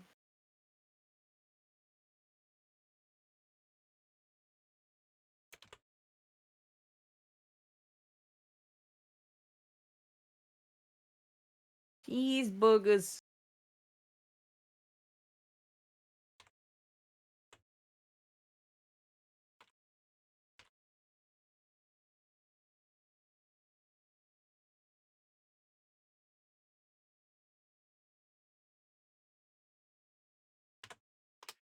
Okay. I think... Let me see if I've got any more funny ones here.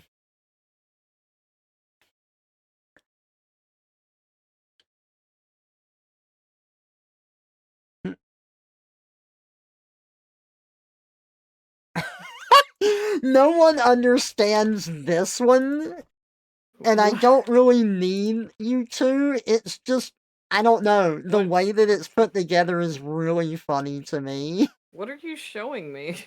I just put it in the E6 folder. I'm gonna pull it up on stream too. Wait, what the fuck? A rat? Oh, honey. You're so handsome. Thanks. Oh, I love that one. Look at this. Aw. Sob, I'll never be a good artist. And then you've got the next one. Reagan Arataka, I had sex with your mom. Oh god, I can't edit the text.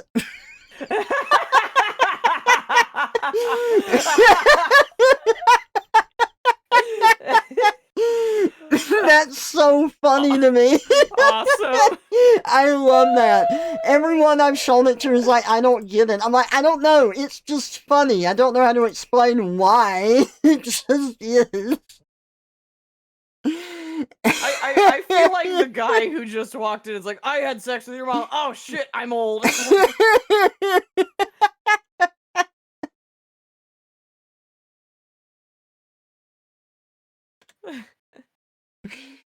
Oh my god. I'm happy that I'm going through these again.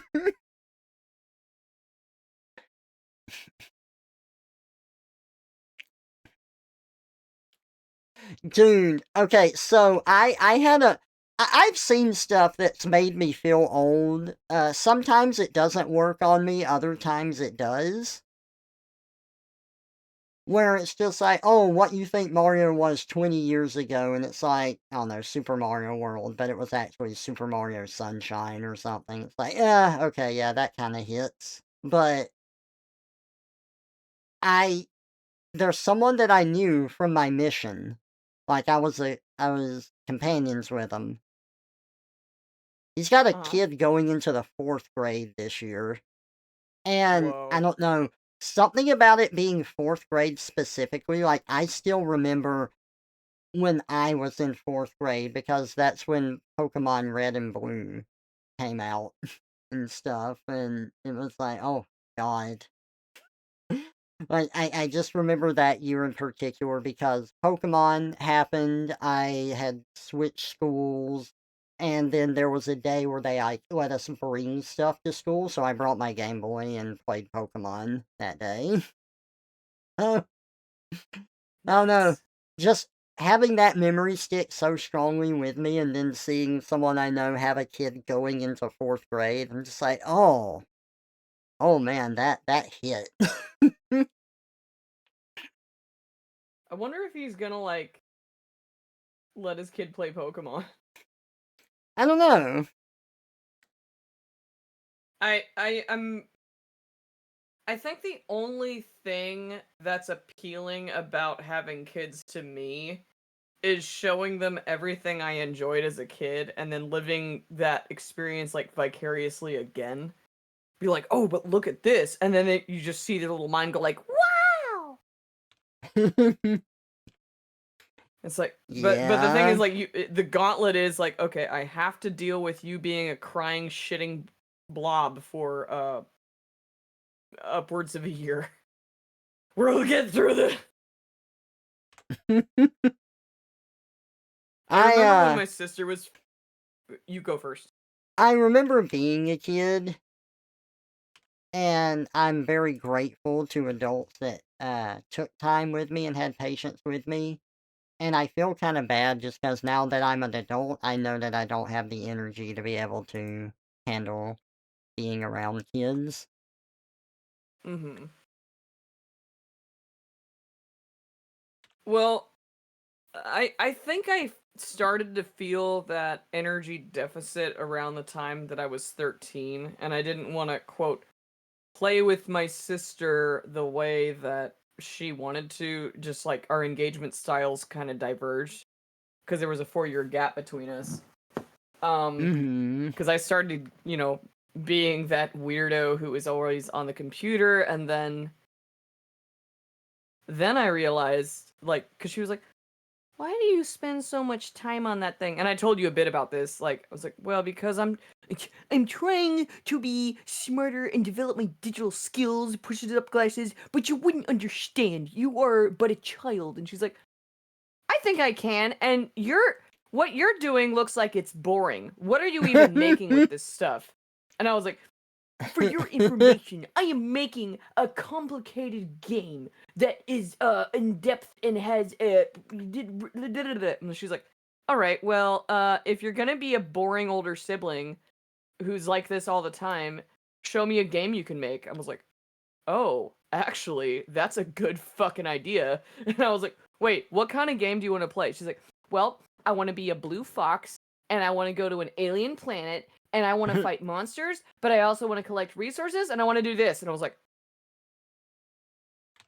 oh my god.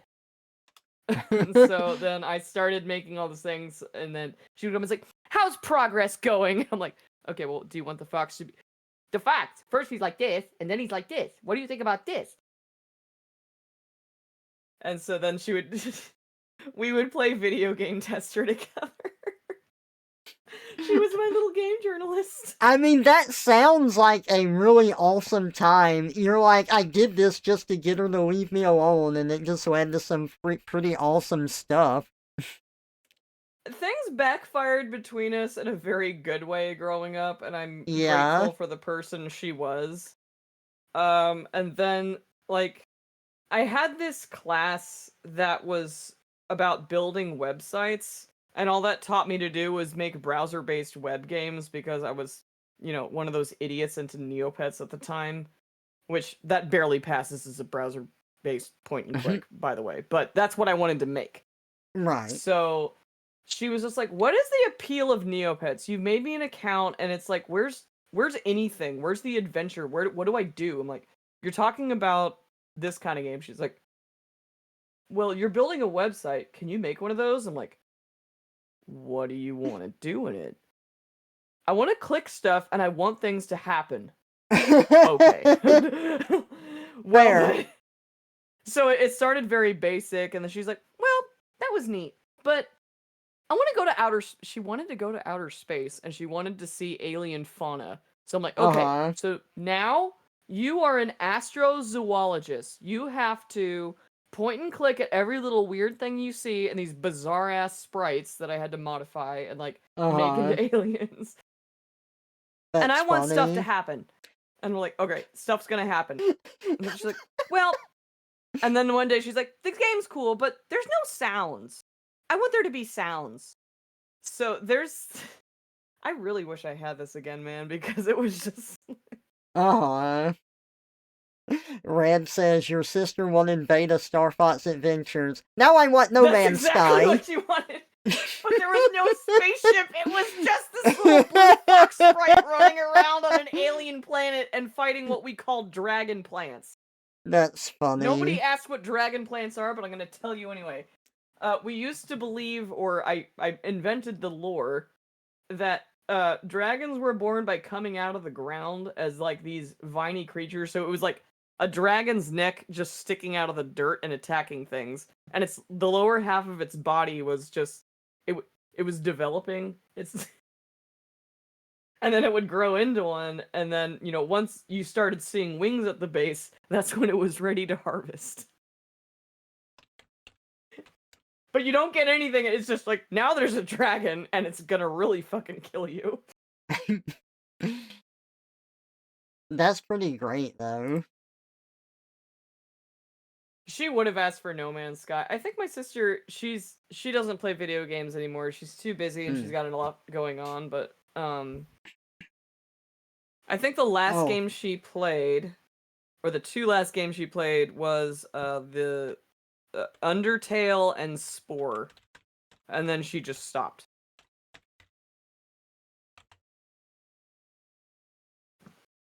I think she'd like No Man's Sky to a bad one to finish on.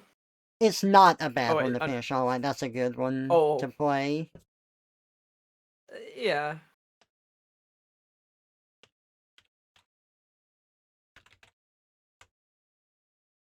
She took the pacifist route because she saw the game more like a puzzle. It's like, if I don't, it's like, oh, I don't have to fight, but if I want to, I can. And then she watched me play through it, and I like went partial genocide. She's like, there's a way around this that's not going to involve so much effort. And I was like, oh, well,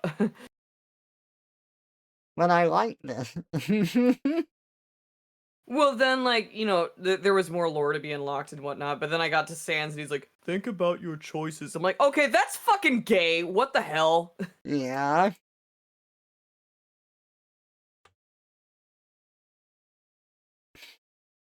I'm definitely someone that likes, like, if I like something, I like uncovering the story behind it, and with Undertale in particular, you have to play through each different route to get more information, and that's how I approached it, and I had a lot of fun with it before, people tend to ruin it by having the one correct route and stuff. Like, no.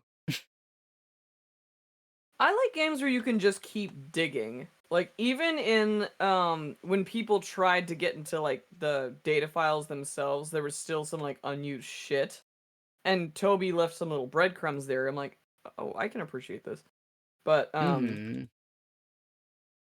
never read, because I just don't succumb to propaganda as like, this is the one true way you should play this. I think that stigma was imposed by his fans. Not, you could say it's from Toby himself, but if you make a game and then other people have their own experiences with it, those experiences are not yours as a creator. So, like, when you make a piece of art and people look at it, their experience is not yours. They can interpret whatever they want, but that doesn't mean it's like correct in its absolution of that opinion. It's just like, oh, this can be a multitude of things. I like, and I don't know if you like it, but like when you make something and you have two diametrically opposed opinions about it, it's just like, I have succeeded. Yeah, I can agree with that. Like the image you just drew, it's just like, oh, this is a sad painting. He's looking at the sky and wondering why he's still like stuck to a butt. And then like the other side is, oh, this is a peaceful image. He's looking at the sky and just appreciating it. People fill in the gap of ambiguity with their own feelings a lot. And oh yeah. Maybe oftentimes feelings they're ignoring. So it's just like, this is telling me more about you than the thing that I just made. Where, and Undertale's kind of the same way. It's like, this is the only morally correct route. It's like, you just told me a lot about yourself with what you just said. And, I can make assumptions on how Toby intended it all day long, but, the fact is he did have separate story beats connected to different endings. Maybe he likes it played a certain way. The game still judges you based on how you play, and I can interpret that. But the real thing that irks me is that I like Undertale a lot. It was really good. And because I want to talk about, and because I like it so much, I want to talk about it. But anytime you talk about it, where it's like, oh, I did this, and then this happened, and then I did this, and this is what I think about this. Like, people don't make that separation between, like, the player and the game. So, it's like, oh, well, I think, when you do this in the game, then this happens. So I think, like, this shows us that Kara is this person, and then this happens, and this happens. And then people are like, actually, that was all your fault, and you did everything bad. I'm like, look, I'm just analyzing the game's story here. I'm not, like, sitting here looking for you to judge me because I played the game. Well, the game tells you that you did wrong here. It's like, I'm trying to talk about aspects of the game that I like. You're talking about your And raw stuff. experience. Yeah. That's exactly what I mean. Like, once you make a thing that is very, like, that other people get to experience, you don't own that. Mm-hmm. Um, So, well, like, and that's the thing. Like, I really love the game, but it's just annoying because I feel like I can't talk about it because people have made their mind up on certain things with no room for interpretation. So it's like, well, why even bring it up now? well, and that makes me sad because, like, a feedback of how somebody interprets your output, like, that is compost. You could just be like, oh, that was your experience? What if I leaned more into that with the next thing I release? Like, you really liked that, and that is not how I imagined anyone was going to interpret that at all. Oh, ooh, I want to plant some seeds in there. Versus, Mm-hmm. like, no, you did this and you got that out, like, this was the game's response because you're wrong and you should feel bad, therefore you should have gone this way. It's like, no, like, shut up. You don't know what art is. Oh, so speaking of art, I'm going to switch tracks here a little bit. There is a YouTuber that I like to watch, and I think that he came at a time where he was vastly needed, and I still think we need people like him because where most people would play a game and they would overlook its faults for being, it's a small team or like, oh, it doesn't matter because I had fun. He'll admit Mm-hmm. when he has fun and he'll talk about the stuff he likes, but he tries to constructively criticize. He doesn't tear the game down, or at least he Like, this tries was not good and I to. liked this, and this was kind Yeah, of eh. exactly. And he brings up the points that he has contention with. Now, again, this can always be subjective, but he tries to frame it in a way that's not just bashing on the people if, he can tell that they actually tried to make a game and they're not just scamming people, right? And I like that. And for, like, learning how to analyze things, I think he does a great job, and he's a great example of that. But one thing that I wouldn't trust him on is being able to recommend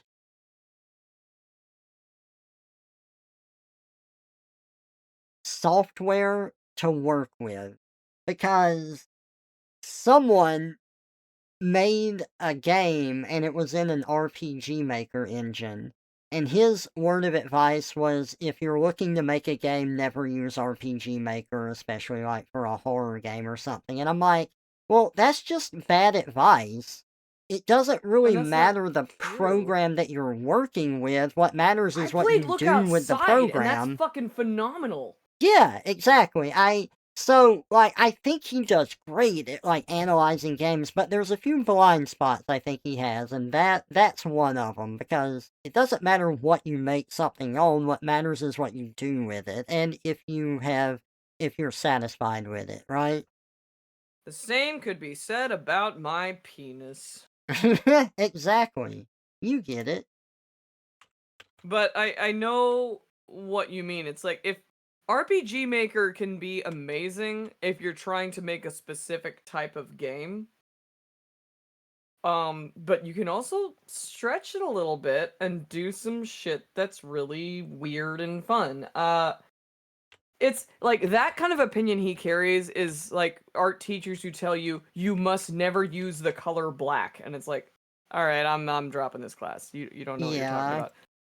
about. Um, it's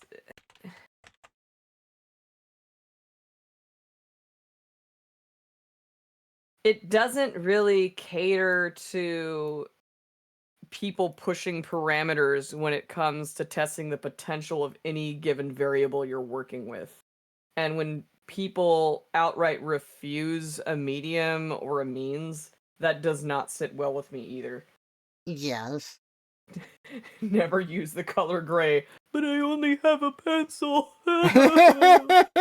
I still remember being in kindergarten and told not to use the color yellow for the sun because it didn't show up well on paper. And I still did it because that's what color the sun was. You were using that fucking cheap ass poster paint, weren't you? That was And provided to most schools. it wasn't a paint, it was Crayola crayons. I remember that.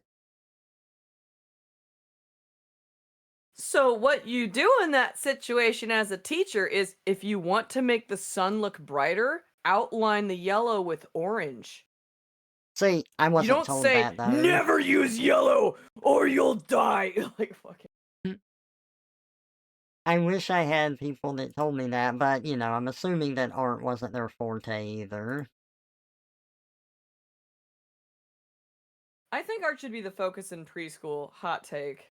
Um I went to I had more fun as a child in daycare than I did in preschool because daycare, when you're 3, like those people do not care about educating you at all. They care about Uh-huh. entertaining you. And I don't know what this daycare was, but it was one of the most phenomenal ones I wish every daycare could be like this. Um I did love my kindergarten teacher. She was fucking cool. But then I went to daycare and I'm like, mind fucking blown. These adults are catering to me and my interests. This is insane. So you would have 4 adults running activity booths, but you didn't have to be at any particular one. You could just wander to whatever happened to catch your interest. And if there was a kid there you liked talking to, you could just go to that one even if you didn't like the activity and they could make it fun. So there was um this there was one that had to be supervised, but it was my favorite. And I was like, "Are we coloring with crayons?" And she's like, "Kind of, but not really." She had a cheese grater and a Oh. blow dryer and a box full of every colored crayon under the sun because it was where the Huh. crayons would go when they all got worn out. I'm like, "Well, what are we doing?" And she's like, "We're making like here, show you. I'll show you. Pick your 3 favorite colors." Or like, "Now apply the cheese grater." And then she would melt the crayons onto the paper and would make this like weird like thing. I'm like, "This is so fucking cool." Huh. That's neat. And yeah, but I mean, obviously it had to be supervised because heat and blow dryers and things and whatnot. She Right. didn't want the kids to cut themselves. But I'm like, I want that. And then we That's had our cool. expanding pet that we would check on every day. You know those animals like that they start at tiny, then you put them in water and they grow. Yeah, yeah, yeah. We had one of those, and it's like, well, let's see how Mr. Fish is doing today. Like, oh, he got bigger. I'm like, what the fuck? That reminds me of that freaking post I saw where the mom's like, sends a picture to her child and it looks like these, like, peels. And she's like, "What are these? We're talking when you get home." And he's like, "Put it in water." And she puts it in water and it inflates into, like, an animal. And she's like, "What is this?" And he goes, "It's the rhinoceros." The rhinoceros. Yeah, they were like the little sponge creatures. I miss those. You can get them at the Dollar Tree. Uh-huh. Oh, Man, excuse me for a second. I need to run to the restroom. I will be right back. Run, Trevor, run! Do Oh! not piss on the floor! Piss all the way to the bathroom, but maybe some of it will make it in the toilet.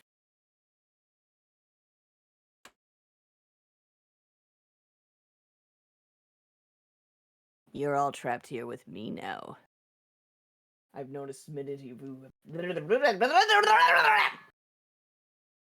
You will have to put up with my noises. Trevor is here drawing a circle. This circle might be a face, or it might be a butthole. We don't know yet.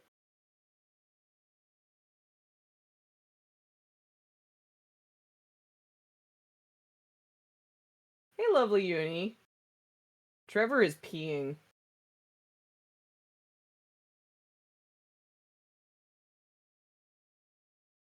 He's peeing all over!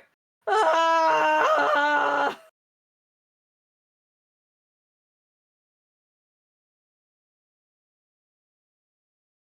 Well, I can't speak for Trevor, but, no. Oh my goodness, there's so many people. TQBFJO. I don't know how to pronounce your name, but come on, Vahugawagods. If anyone gets that reference, I will give you a cookie.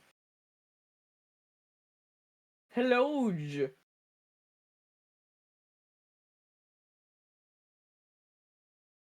For your information, I feel great!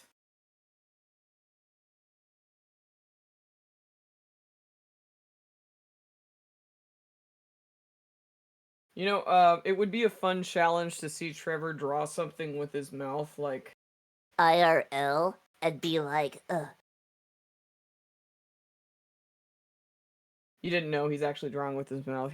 He draws better with his mouth than he does with his toes or his hands.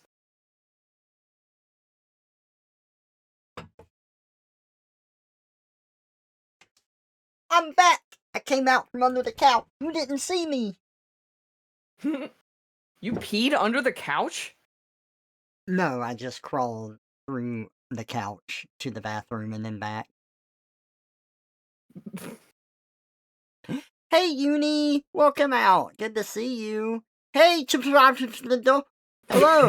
Welcome out. Oh, that's how you pronounce their name. I was struggling with Yeah. that. Hey, It's good to see you.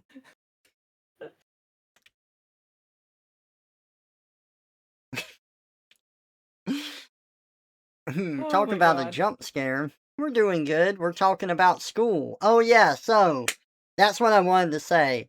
So, I did really well in school. I fucking hated school.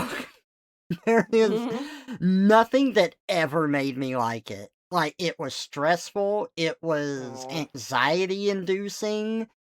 Like, going there was just a chore. I constantly drew comics about how evil school was when I got to, like, middle school If and you high dig school. any of those up, please, I would beg you to share them. Okay. I mean, you can see some of it in my Nakuro comic that I put online, but I don't know if I have a lot of them.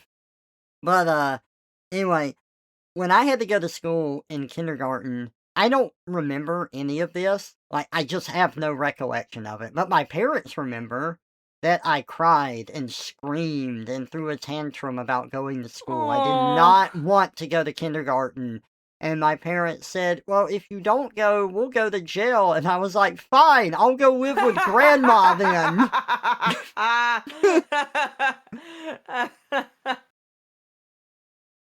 And, the first day that they took me there, They had to get the teacher out there, and they had to get the principal out there because I refused to, like, get out of the car, and they had to drag me out of the car, and then they Oh had my god. they had a covered walkway, so I grabbed onto one of the poles and refused to let go because I didn't wanna go to class. You were just like a feral child. I'm Please, telling you, I please did not accept like this school. mouse into my class. So, I don't remember this at all. My parents said that after the first day of school, I said, "Well, I'm never coming back again, so bye, everybody." I made the announcement to the entire class.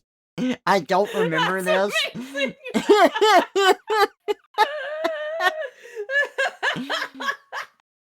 Well, it's been fun, guys. It's like, I'll remember you all in therapy.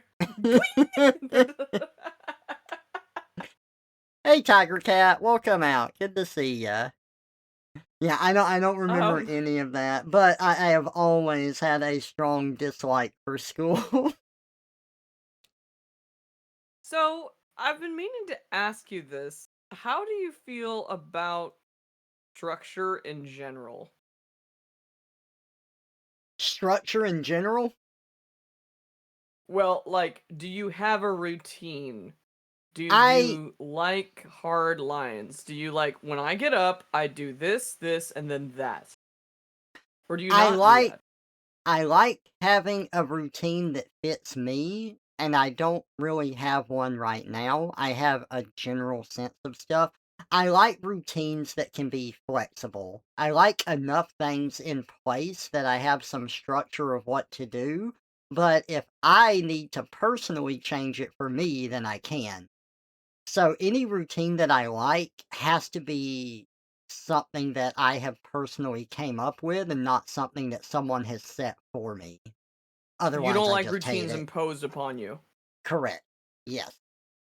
because you know you and you know what works for you. But you Right. do like a sense of structure, but it's one that you yourself have to come up with.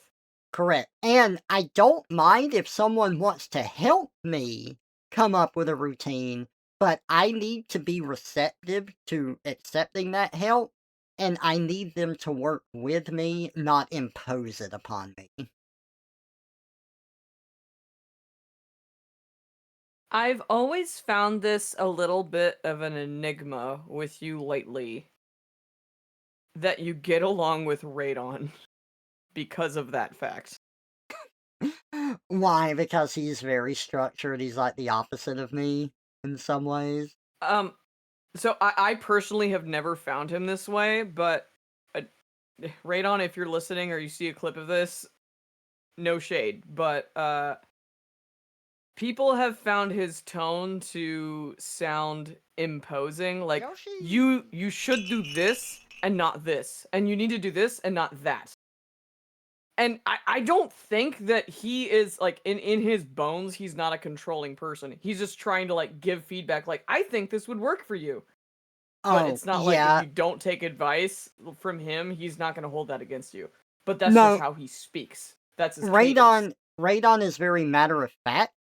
He is very like, well, this works the best for me, and since it worked for me, this is my suggestion to you. But he's not like controlling with it. Like, No. the other day, he was trying to help me set something up, and I was really grateful for his help, but it kind of got to the point where it was overwhelming, and I just told him that. I said, "I'm thankful for your help.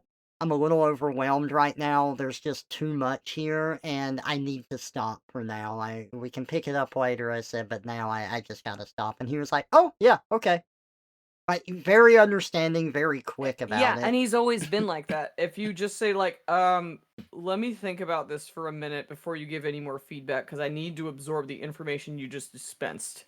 Yeah. And then he's like, "Oh, alrighty then. I'm going to go play with my cat." It's like, Yeah, oh, okay." exactly.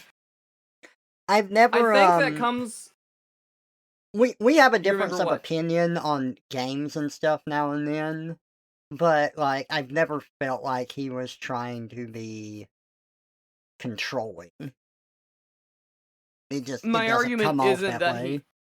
is controlling. I'm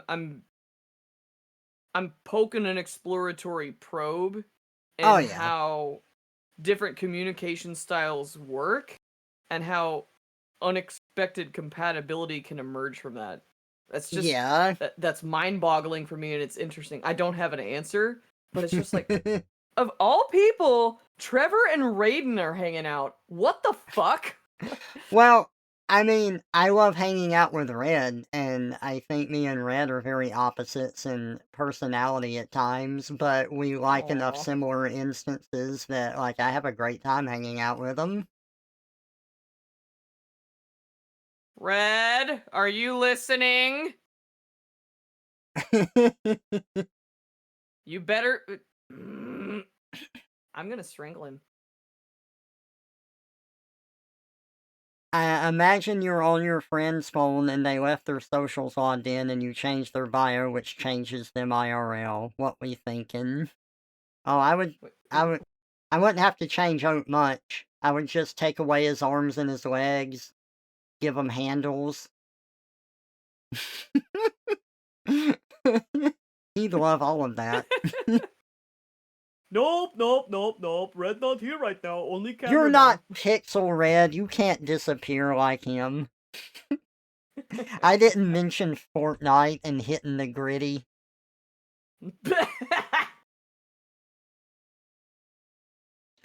You know, I haven't drawn Naku in a long time. What Nakus? Absolutely massive knuckles. What the fuck is a Sonic? Oh my god!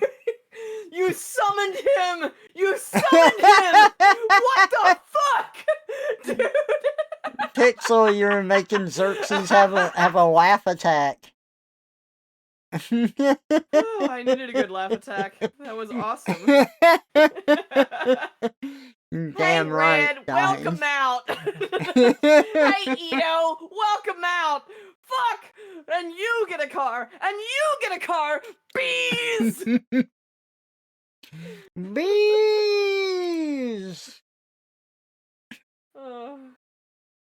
My stomach hurts. Oh, that's funny.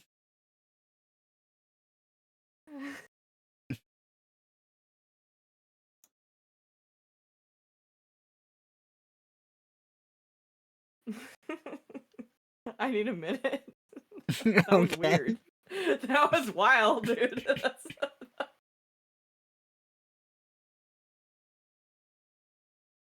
Whew.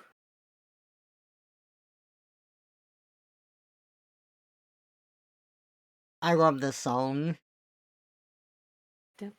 Listen to Okay, this. so, uh, so Trevor, Yeah, you're good. there's What's up? something. So, not your Twitch stream, but your direct stream to me, I cannot hear it.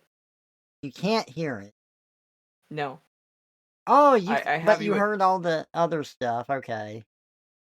Well, because I had your Twitch stream pulled up and I was listening through that, and I was trying Okay, not to I interrupt fixed because I it. was way too distracted by the conversation. I should have said You know, something earlier. we mentioned Radon before. It's because I was sharing my screen and he was helping me with stuff. And I have to mute it when I do that or it doubles up our audio. Oh. Alright, here we go. There it is. I do not like looking at this creature. I know. But one thing that is wide and tall is that amazingly huge horse dragon ass. I could karaoke this song. I think I could karaoke this one really easy. Dude, we need to do VR karaoke again. That was a fun time. Hell yeah. Uh-oh. Hang on, my headphones died. I'm gonna plug in my other ones. Okay. God damn it, I gotta run to the living room and grab them!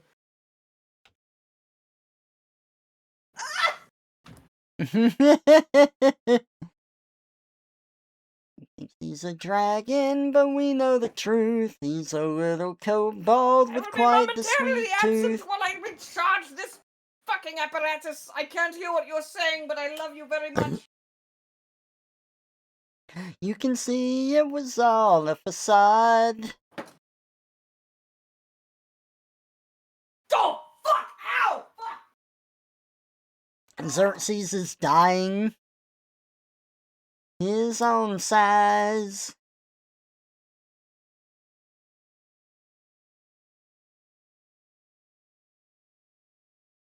No.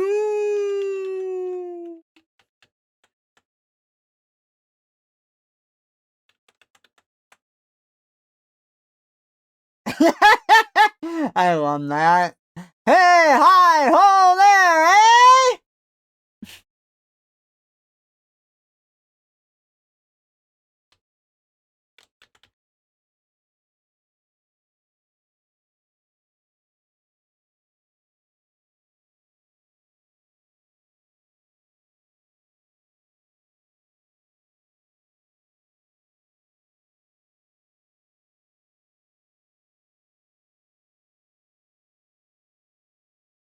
Oh, that's so good. That's so funny.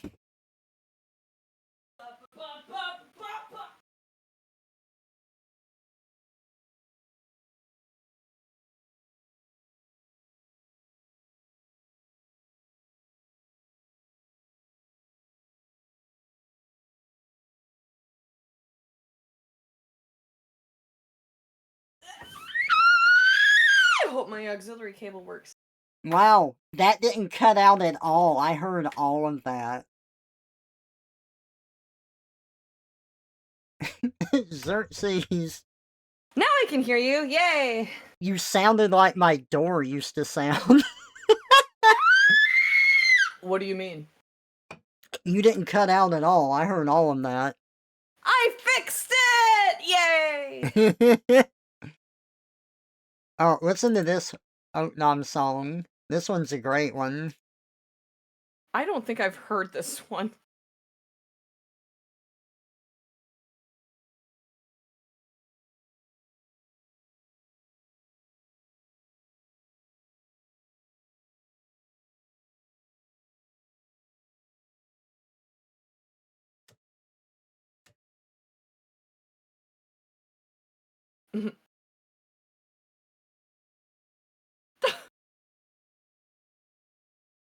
I thought it was gonna say stink.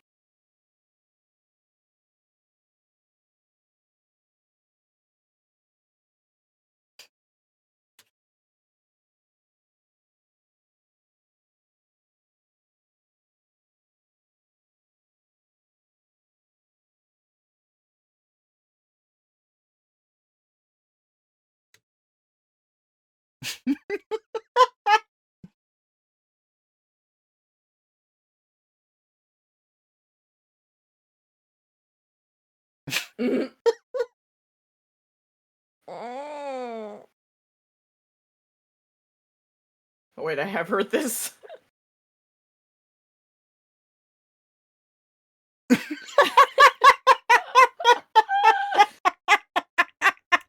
This early Suno shit was fucking wild. Oh, I love it.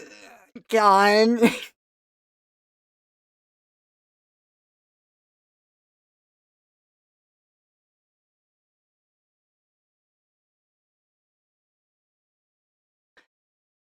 Now, with the net song, the way that I wrote it, it couldn't quite keep up with the words and mix the genre in well enough. So it did its own thing, but I think it did really well. I remember this one.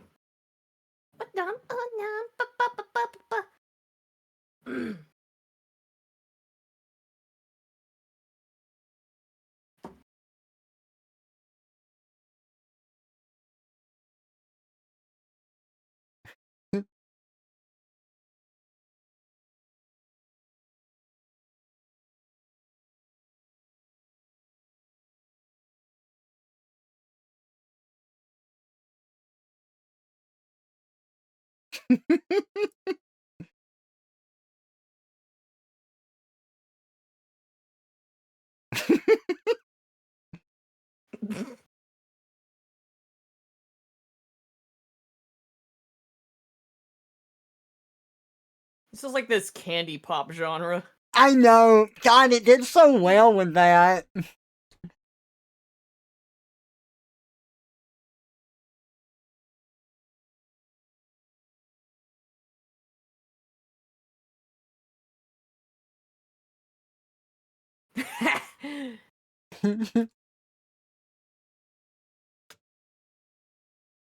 Just fuck me already!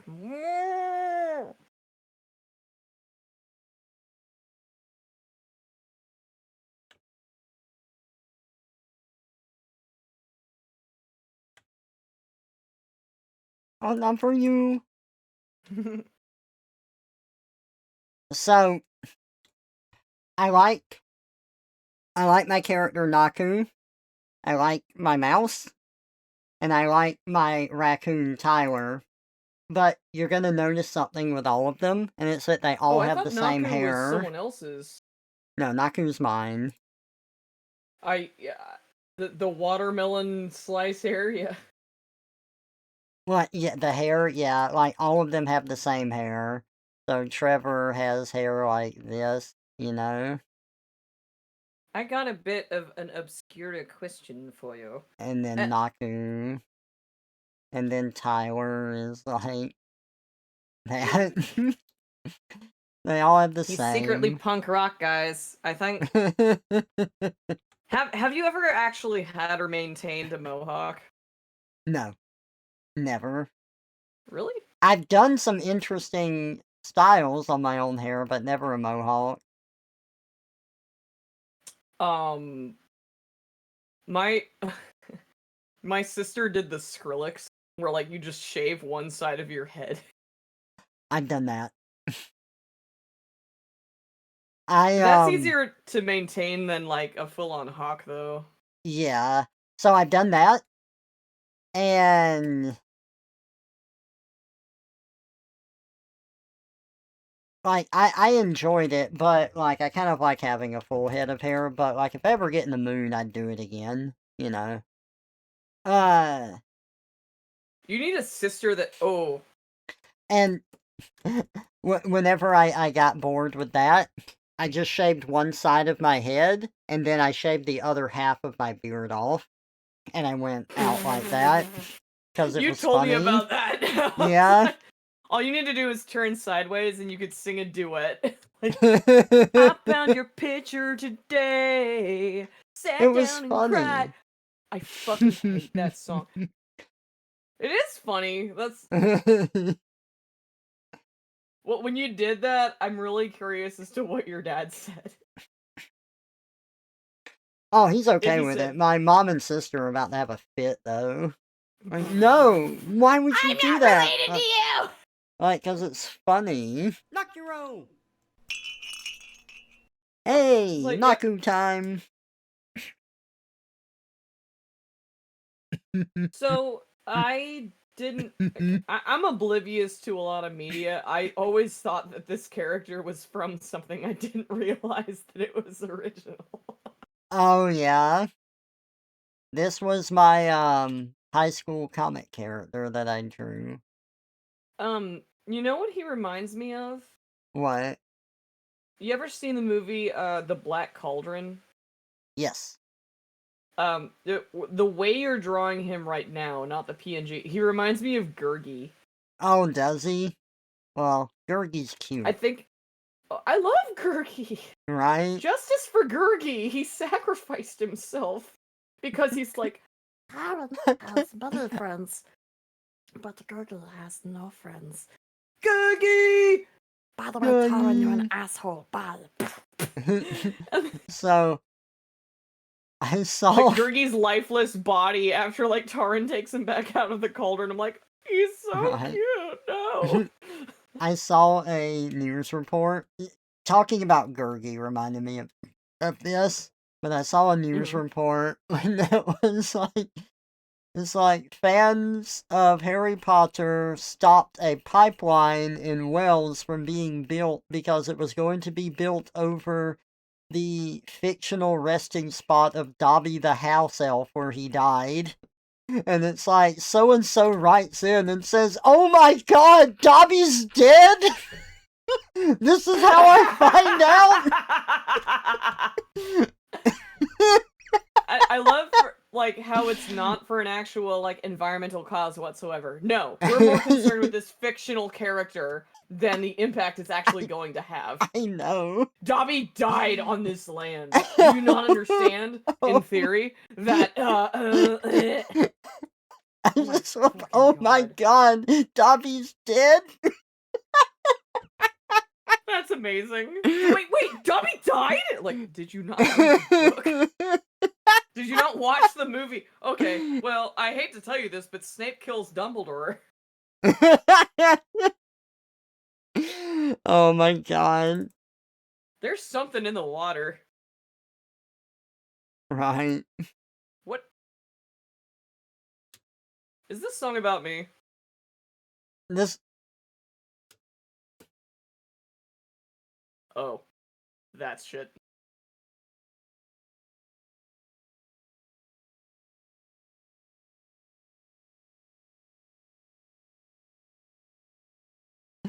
Oatnom wrote this. This is very oat-coded. He loved this meme about drinking crude oil, so he just made a song out of it. Well, he used to be a rig pig, so I understand. You should get him to oink for you sometime. Oh my god, right? This fucking song! I know! No! Slap my ass, wiggle your toes, do it real fast. Baby, come on! Fingers on the floor, that's what I'm fighting for. I would karaoke this song. I would karaoke the shit out of this song.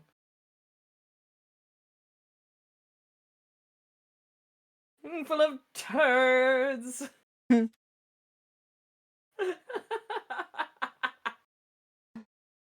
Howling for more!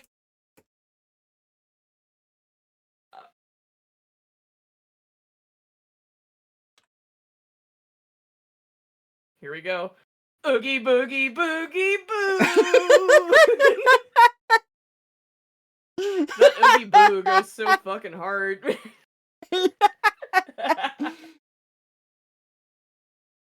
Slinging his goo!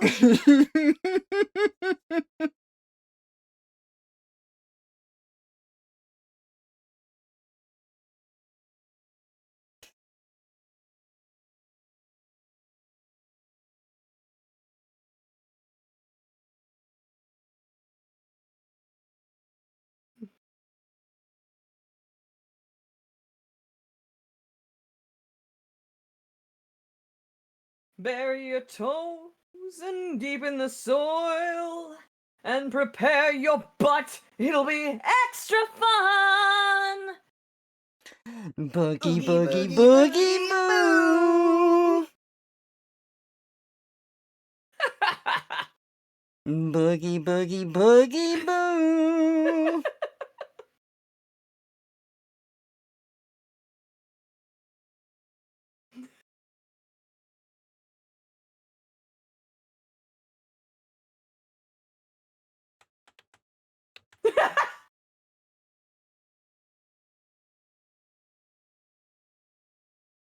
Welcome to the Boogie Butt Church.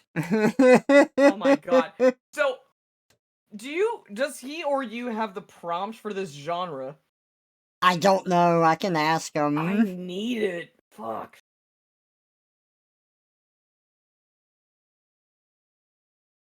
Here's another one he wrote.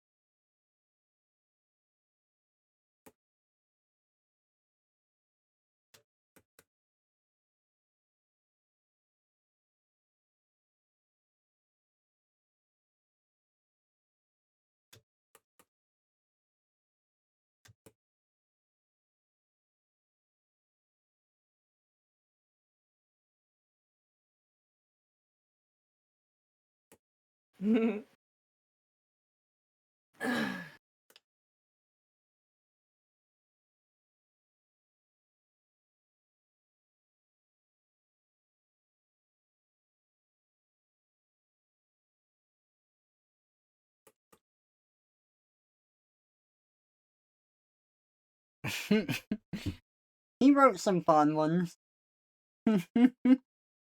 What a fucking goofball, man. Oh, I know. I love it. Did I show you the song I wrote when Aubrey had to have surgery to get her gallbladder removed? Yes. Okay, okay. Oh, you can play it. It's fine. It's a funny one.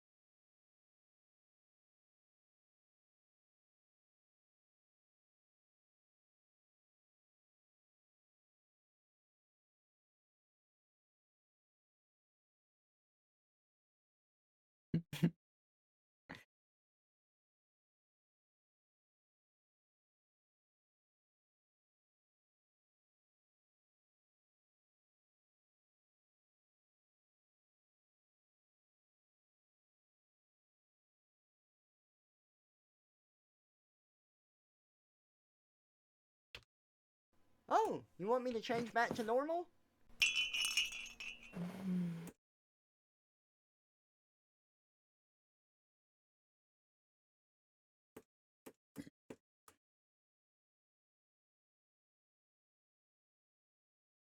Rat is this. The rats are all like this. The rat goes like this. So the rat's like this. The normal rat is like this. That's the normal rat. Like this, like this. It sniffs. It's like this for quite a while. He's like this. And then maybe he sniffs. You are now a normal rat.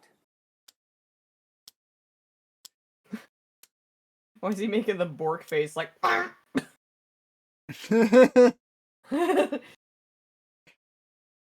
Is this your face when you have to pee and I keep talking? Like, oh god, I gotta go, but I don't want to interrupt. Xerxes, I want to reply to what you're saying, but I gotta piss!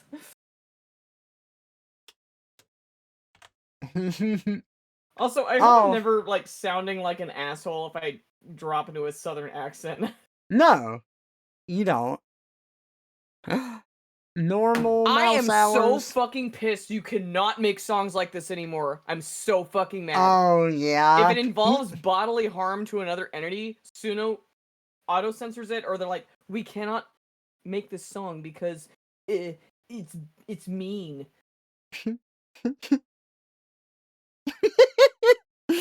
I know you're mad about the song you wrote, but, you know, Radon does love the one you wrote. I'm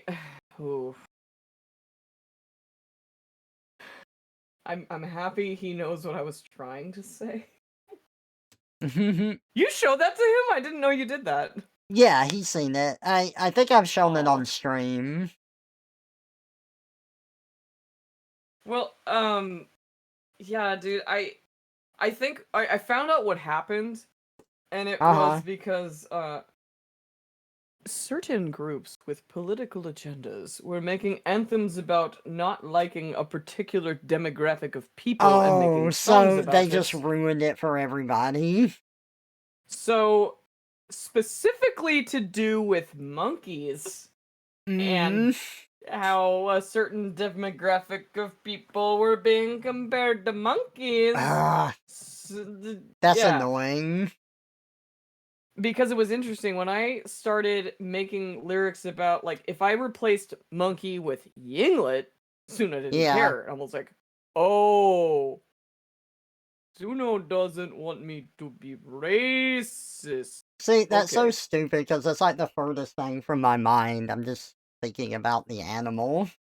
But then that didn't make sense because then I started changing it like to orangutan or like different species of monkey that aren't a slur, and then it still censored me. Oh, that's And weird. then the next day when I tried to edit the song, it's just like, no, all physical harm in songs, bad. But you could be as Aw. lewd and sexual as you want. And I was like, all right, cool, I guess. What if you fuck it to death? You can't. The thing has like, and then I fucked it till it was satisfied, not until it died. It like, Aw, that's yeah, so lame. yeah, and I was like, okay.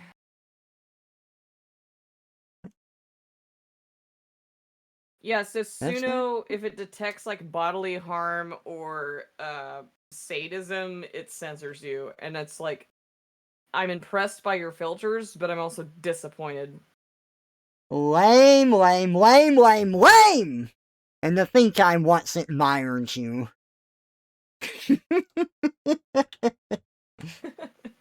Hey, you want to hear my favorite pickup line? What? Just so you know, I find you attractive. It's a shame I must dispatch you. Oh my god, that's a good one. Did you get wet? No, Yeah.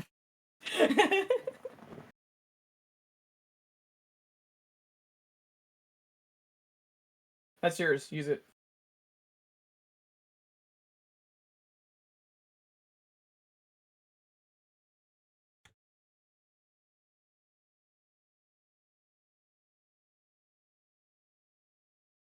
I mean, say what you want about VR and its community, but if it was like everyone I knew in there hanging out, it would be a good time. Oh, yeah, 100%. VR is what you make of it, you know. You've got people that are not... I don't know how to politely say what I'm thinking. Don't be polite, Trevor. You have people who aren't as socially... Adept? Yes, thank you.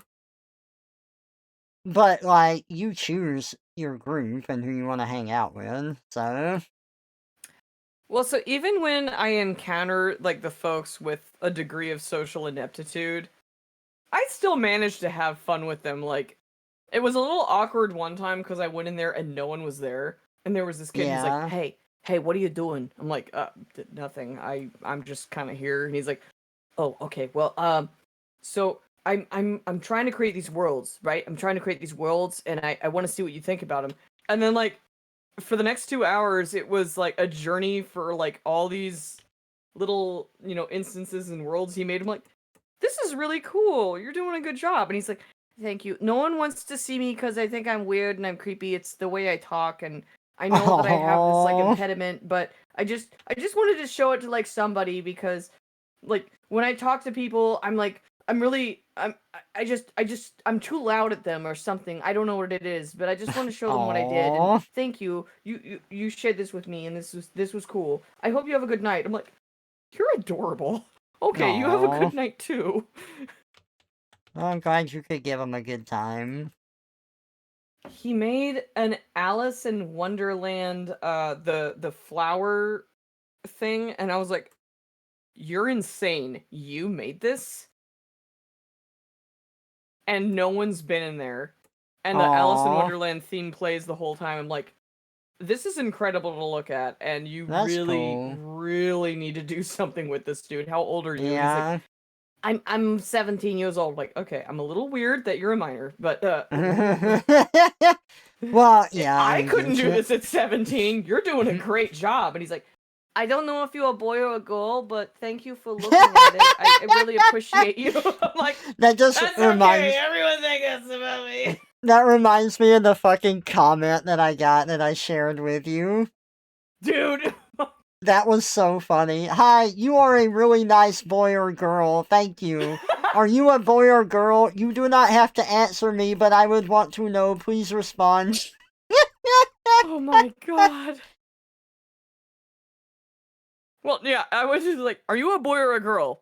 Next question. That's irrelevant. What's your starter? What is your starter Pokemon? That tells me more about you. Charmander. Charmander! Oh. Char! My pronouns are Charmander. Charmander! I really wish they would make, like, better sequels to Pokemon Snap. I played the shit out of that game. I don't know Yeah. why. I just fucking loved it.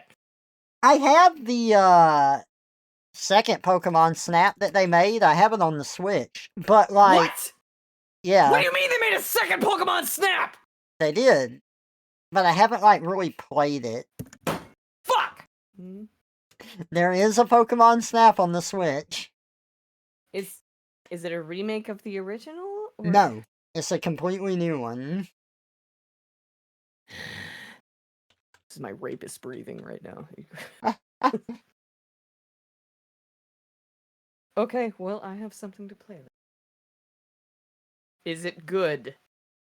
I haven't played it, so I don't know. Like, I have it, but I need sometimes to know. by nature of something being new, that means it's hard for me to get into, because, like, the old Pokemon Snap, there's not a lot to it, it's pretty simple, but I can get into it easier because of familiarity, right? I feel that. I get what you're saying. Yeah. Allie says it's oh good. Hey, Allie. God, I want to know. Here you go. I sent you a link so you can look at it. Well, it's for the Switch. I don't have a Switch, but I'm sure I can find a... Oh! It's got all the little guys. So here's my biggest fear about new things. It's that...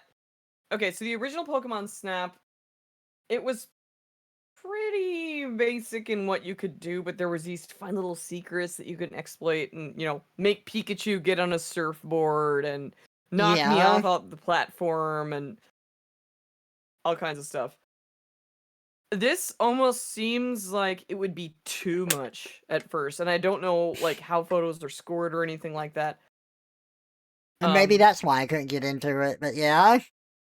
I would definitely play it, because, like, fuck, you got Meganium in there, you got Pichu, you got all the new Pokemon, but what I really want, like, in my soul is just a Johto, very basic, looked like the N64, but there was a couple new things, but not a whole lot. Yeah. So there was some new Pokemon, and it was silly, and it was fun, and there was way more levels, but it wasn't too much all at once. I guess I'm adverse to too much all at once. Uh-huh. Have you ever heard of the Japanese philosophy, the Toyota method? I don't think so. So the Toyota philosophy is only modify one thing at a time. Uh-huh. And if it doesn't work, you immediately know where to go back and revise. And that's why Toyota is reputably a good brand. They don't come out with new and revolutionary things, but they come out with shit that works consistently, because when they make a modification, Interesting. they only make one. Now, there's arguments against this case and this approach, because when it comes to media and things you're trying to release, you need to generate hype and you need to get people excited about, like, oh my god, look at this shit, blah, blah, blah, blah, blah, and, like, captivate people's very ever-shortening attention spans. Yeah. And I don't know, man, maybe the criticism here against myself is I'm just old, and I'm like, I don't like it when people move my cheese. Yeah. Like, I know exactly what I want, but then it's just like, okay, we know what you want, but how about all of this? I'm like, I didn't ask for that! Stop!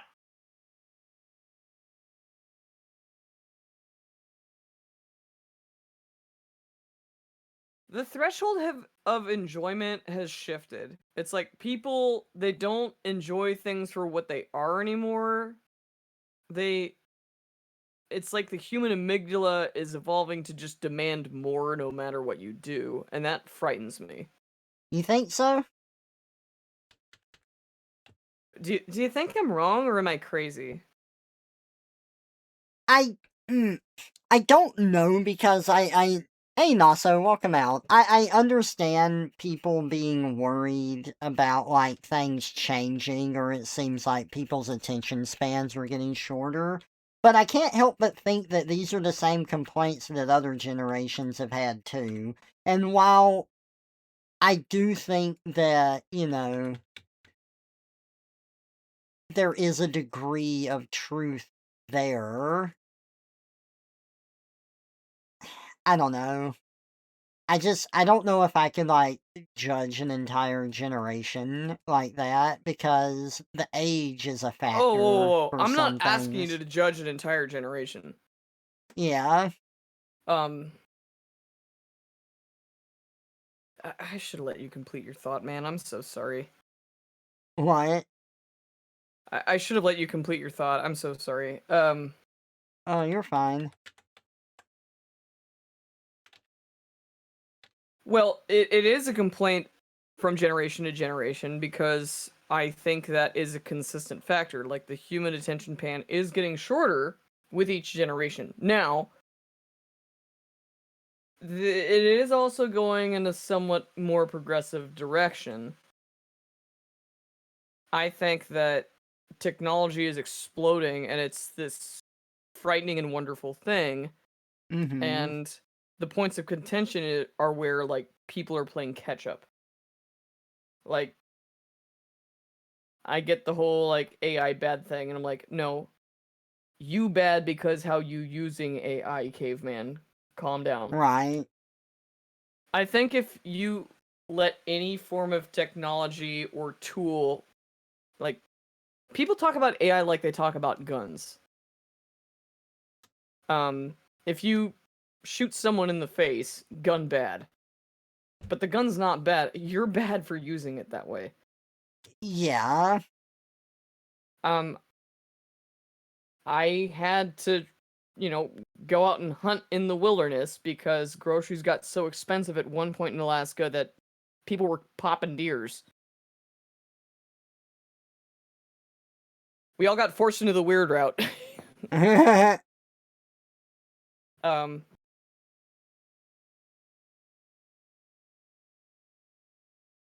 it's and then you have our dilemma where content being released is so bad that, and you don't have the resources to be like a major, studio producer, but it's like, what if you just use AI to assist your already awesome idea and then make it happen?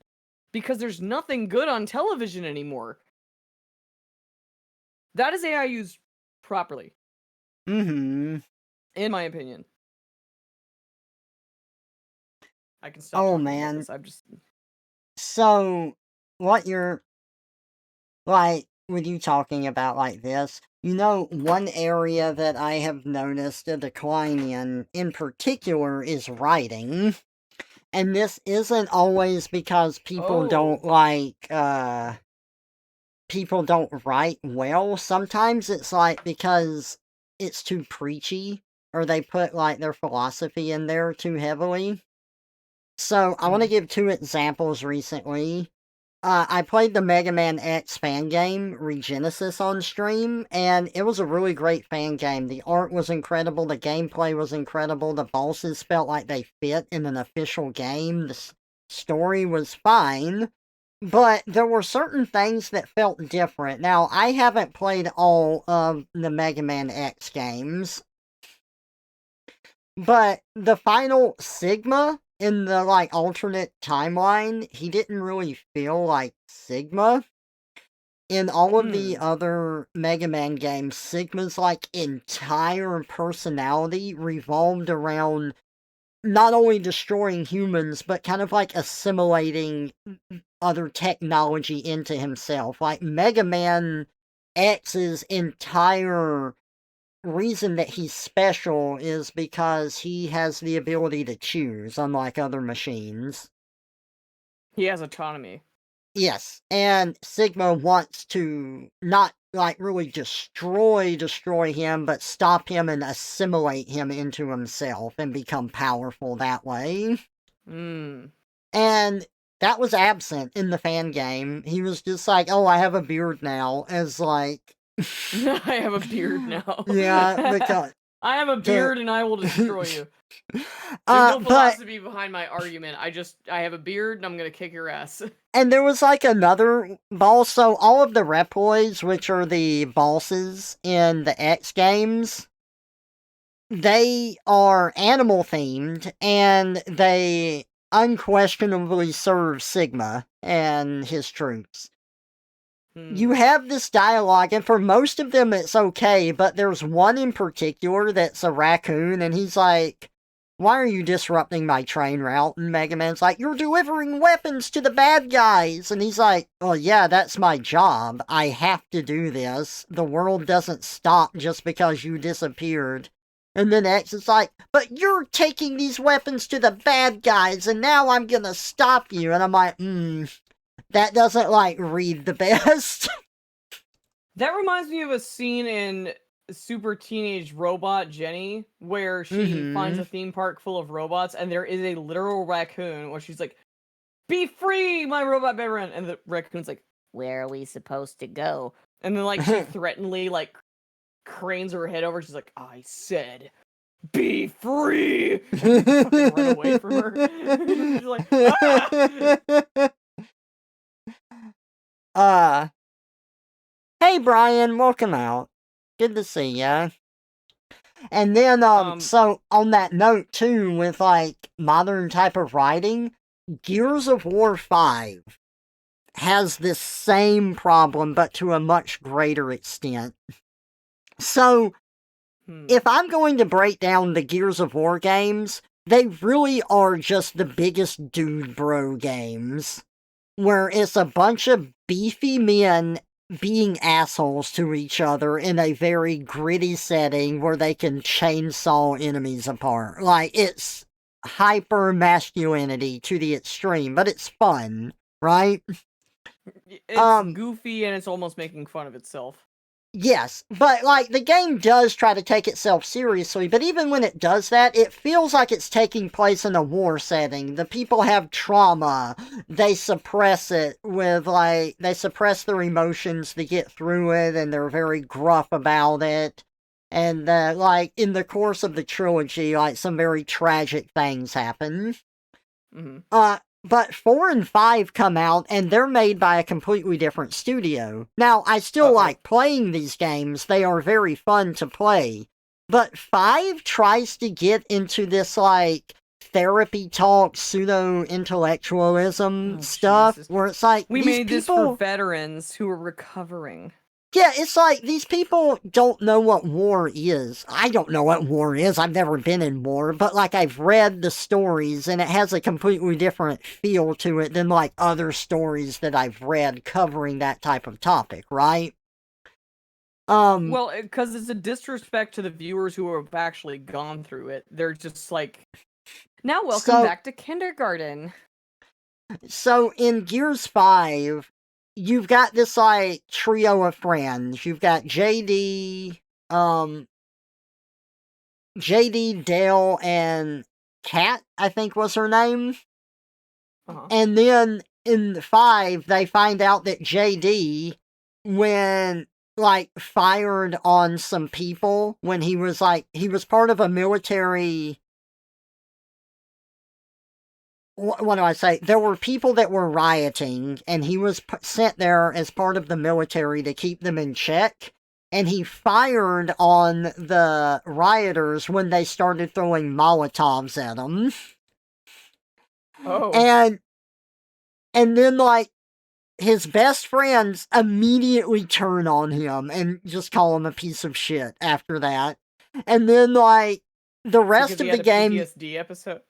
You play as those two friends, and a lot of it is just them being like, why do you think JD made this choice? What do you think he was thinking?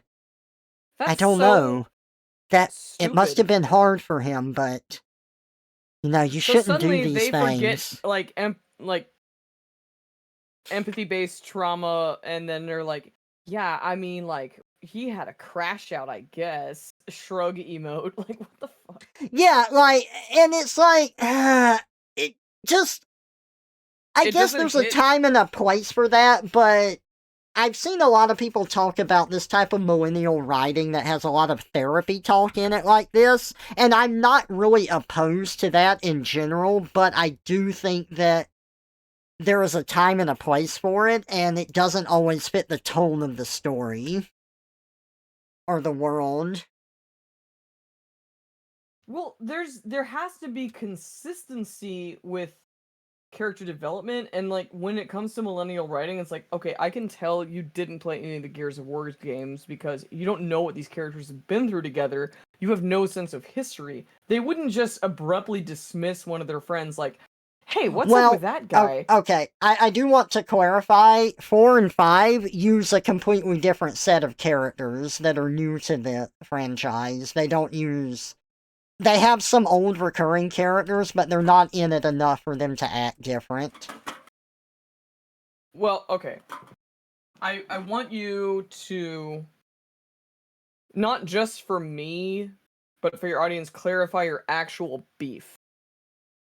My I want to beef write this is down. more. So, Gears 4 and 5 does take place after a world that has been in war for a long time, so these new characters that have grown up have not known the war of the Locust and stuff.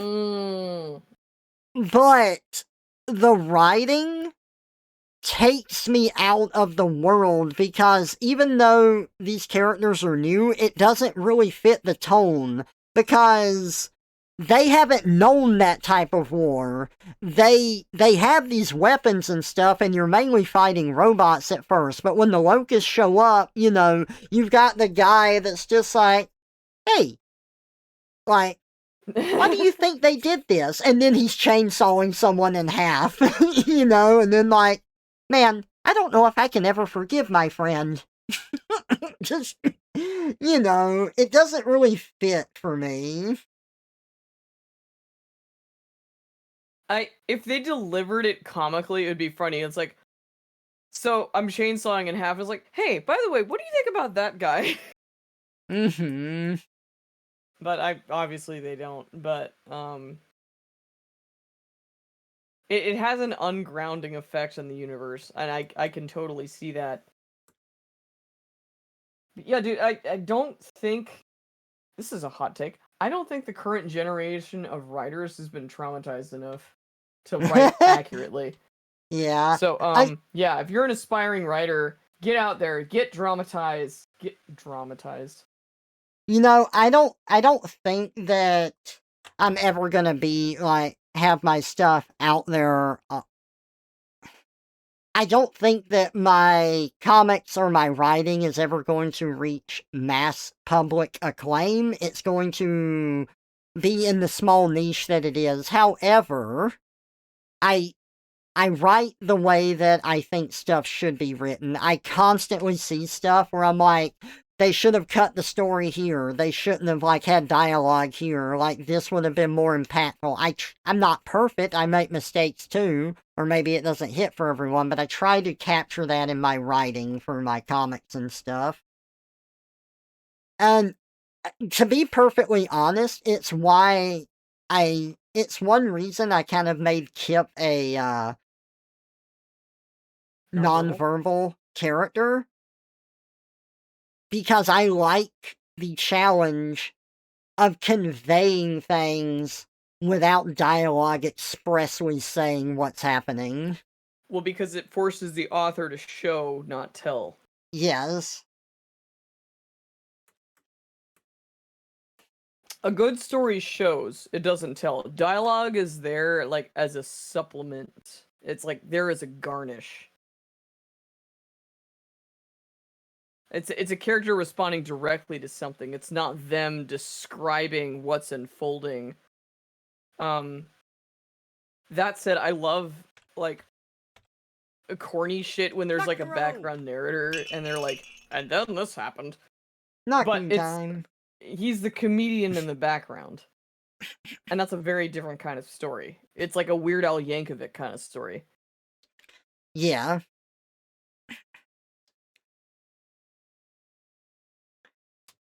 And the thing too is that your work is not pretentious. You're never trying, like, the things you make are never trying to preach at people.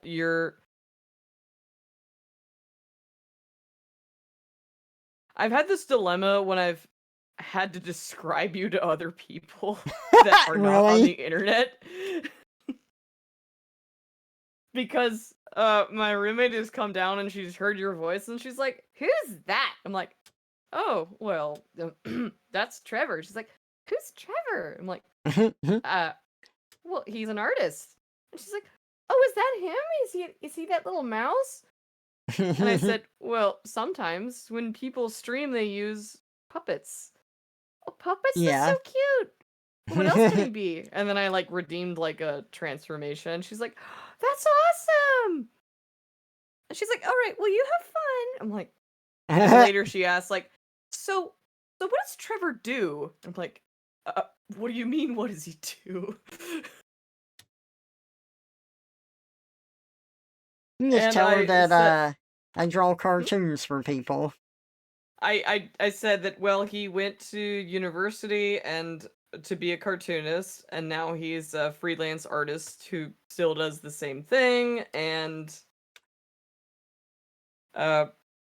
yeah. And she's like, "Oh, there's people out there who want cartoons? That's interesting." I was like, "Well, for like promotional stuff and things." I made you sound extremely professional. I'm okay being an adult that loves cartoons. I do. There's nothing wrong. She watches cartoons as an adult. It's fine. That's like Yeah. normal this day and age. But oh god, she was trying to sell me so hard in that. What was that? K-pop battle, whatever. The movie? Yeah. Oh yeah, I still need to see that. I haven't seen it yet. Oh shit. I'll shut up then. Oh, I've seen K-pop people Demon talk Hunters. about it. Yeah. She loves that movie. Not for the music so much. It's more like she likes something about it conceptually, and she keeps trying to describe it. And Oh, I understand that. Now, mind you, when I like something conceptually, yeah, the idea is nice, but usually it's like a visual style where it's like, oh god, yes, everything about this speaks to me. I love okay, this. so I fucking hated it as a visual style. I was just Oh, like, I'm really? fucking sick of the CGI bullshit. Bring me back Robin Hood from Disney! God damn it! I'm so sick of this CGI nonsense. What they did do that I kind of liked is it's sort of animated like the goat. And I'm like, okay, you made Yeah, CGI look like stop motion, but I can see this becoming a gimmick real fucking fast. Knock it off. yeah. Do something else. I don't know. Maybe I'm just becoming a fucking curmudgeon. I Well, totally you know am. what? No, you are completely valid in that opinion, though. And the main reason that I think, because I feel that way too, but the reason I think I feel that way is because, like, the big companies just refuse to do 2D animation now. You have to get it from, like, smaller studios. And so there is this over-prevalence of 3D animation, where 3D animation is not bad, but we don't have enough of a balance, so you just get fucking tired of it. Yes, that's exactly it. I'm sick of seeing it. Yeah. Like, why am I in your stream watching you draw instead of fucking let it go, let it go? I'm like, I don't Because you like let the it way it go. looks. I forgive me. I'm feeling a little high energy this morning. Uni. I hate Frozen. Knock it off! Knock it off! Fucking hate this shit. Elsa can a lot of asterisks. I mean, technically being a professional is making money at what you do. That's true. You know, that was really weird to me because I spent so much of my life, like, learning how to draw, being a student, and, like, uh, just trying to get to a point where I was a professional. School didn't work out for me. I ended up getting, like, side jobs, and then I opened up commissions. And there came a point where I realized I'm not a student anymore. I'm getting money for this. I am technically a professional, so I should start looking at myself that way. And it is a weird feeling because your journey never stops as an artist. Like, I'm still learning and figuring things out and growing, but everyone else is too. You know, but I got to that point where it's like, no, yeah, I do this professionally.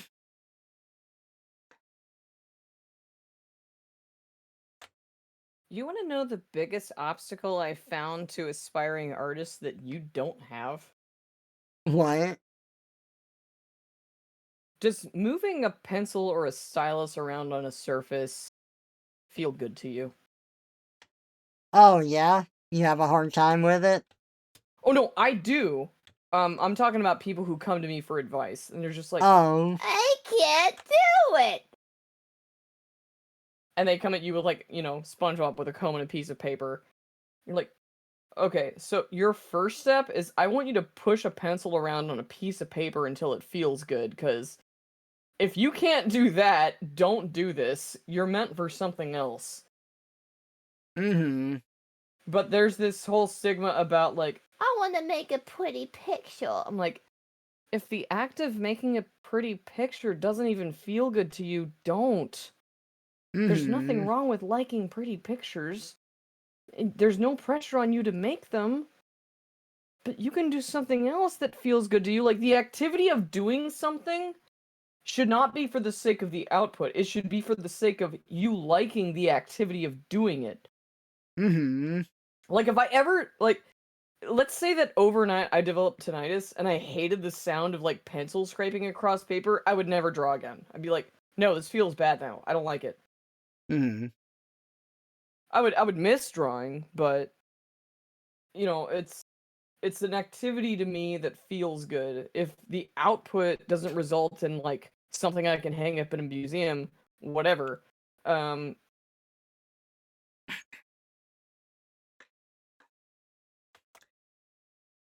People It's ask like, like, why do you draw? And it's like, to draw, idiot. yeah, I draw the draw. I've always done it. So, have I ever told you about when I almost stopped drawing? No, you have not. Ooh, okay. So, let me just preface this with saying that drawing is something that I have always done. It's just always been a part of who I am. My parents encouraged it when I was younger, and I think both of them drew a little bit, but they never, like, really pursued it. I don't know if they can still draw or anything. Hmm. But, you know, Those I two drew dad's ones. pictures. My parents kind of, they encouraged me to do it, and they would buy me, like, art books. Like, here's how to draw Donkey Kong, here's how to do this and Sure. stuff. I remember in 5th grade, I got a little drawing pad, and I would draw in school, and the drawing pad had a tutorial on it on how to shade stuff, and that's when I learned shading, was in 5th grade. Hmm. Um, so, you know, I drew comics in middle school. Me and my friends came up with our own characters in high school. I drew comics all the time there. Came up with my persona. I went on my mission and I drew comics on my mission. Like, this is just something I have always done, and I've always enjoyed it. Hmm.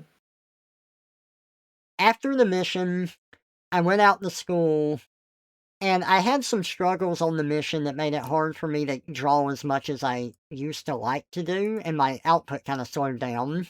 Well, then I get to school, and everything in my life started changing then. I didn't go to church anymore. I was having, like, burnout. there were people that were better than me at school, and I didn't really know why they were better or how to improve myself. Now, I still kept up with my classes as best I could, but I had, like, the 3D class that didn't quite work out. But thankfully, my figure drawing class, that was an amazing teacher. I learned so much in that class, and the biggest thing I learned was how to progress my art on my own, which is something I never knew how to do before then. But I knew what to look for after that class. But in 2014, I didn't get to room with my friends out there, and I had to room, like, in another place, and I stopped going to church completely. My life was very different than how I had grown up. I was very depressed. That depression led to apathy. I didn't attend classes. I didn't go to school. My grades were slipping. Well, you checked I out. I would sit at my computer for hours just staring at it. I could not make myself draw.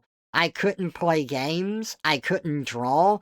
It was the first time in my life that I ever had an existential crisis because video games and art were something that I enjoyed my entire life, and it's what I knew how to do. If I didn't want to do those two things anymore, who was I? Like, I didn't want to do other things. It wasn't just that I didn't want to do those anymore. I didn't have a desire to do anything else. And I was in the middle of, like, a really big depression, and I didn't really know who to talk to about it. Because I couldn't talk to my parents because, they were still in church and everything. I didn't know how to bring that up. I didn't know how to talk to any of my friends because the friends I was around were still religious and everything. I was struggling on multiple fronts. I found an artist online and, well, before that, I ended up putting out some vent pieces on FA because I thought that my scraps folder was private and it was just a place to, like, have a backup. But then Aw. I found out that, nope, that was public, and people were like, oh, it's okay. And I'm like, ooh, Oh, you're all right. I didn't intend for anyone to see this. I wasn't trying to vent to anyone. This was just a backup for me to get stuff out there. Like, okay, well, lesson learned there. um, but I found another artist, and I remember mentioning this to him. I'm like, I don't want to do anything I used to love doing, and it feels like it's never gonna end. Like, I'm scared because I feel like I'm losing everything I loved, and I don't know if I'll ever get it back.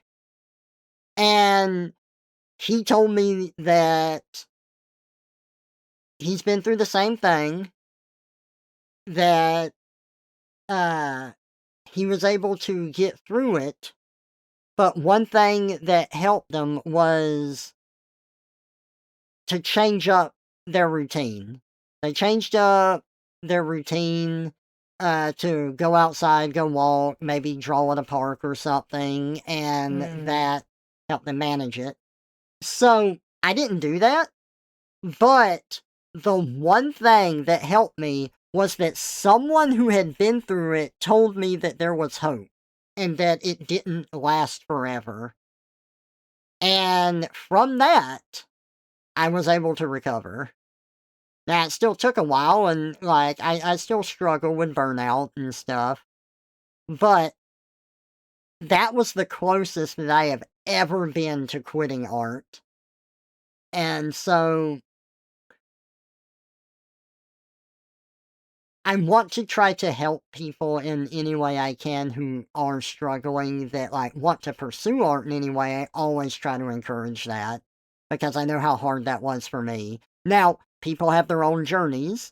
If art is not for someone, that is fine. But because of the stuff I've been through and how important it is to me, it does hurt me when I see other people stop. But, their journey is their own. Still. That stuff has led me to where I am now.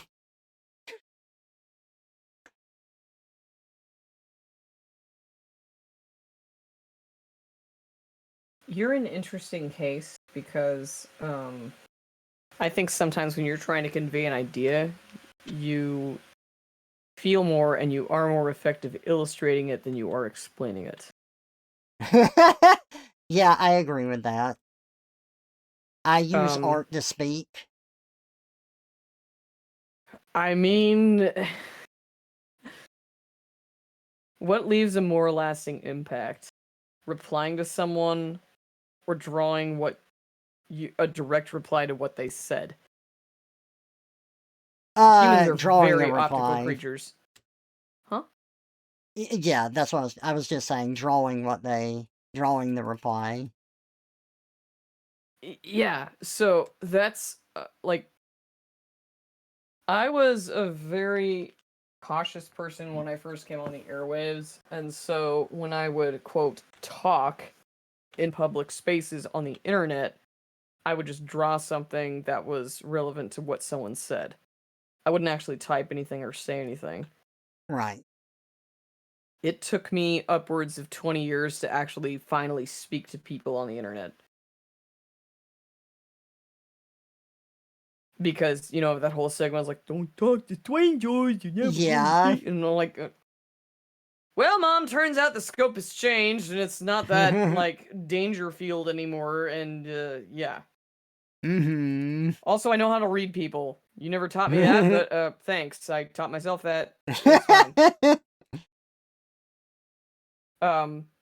With that said, you're talking about, like, art block in a very specific form, and the Oh, yeah. shape it feels like.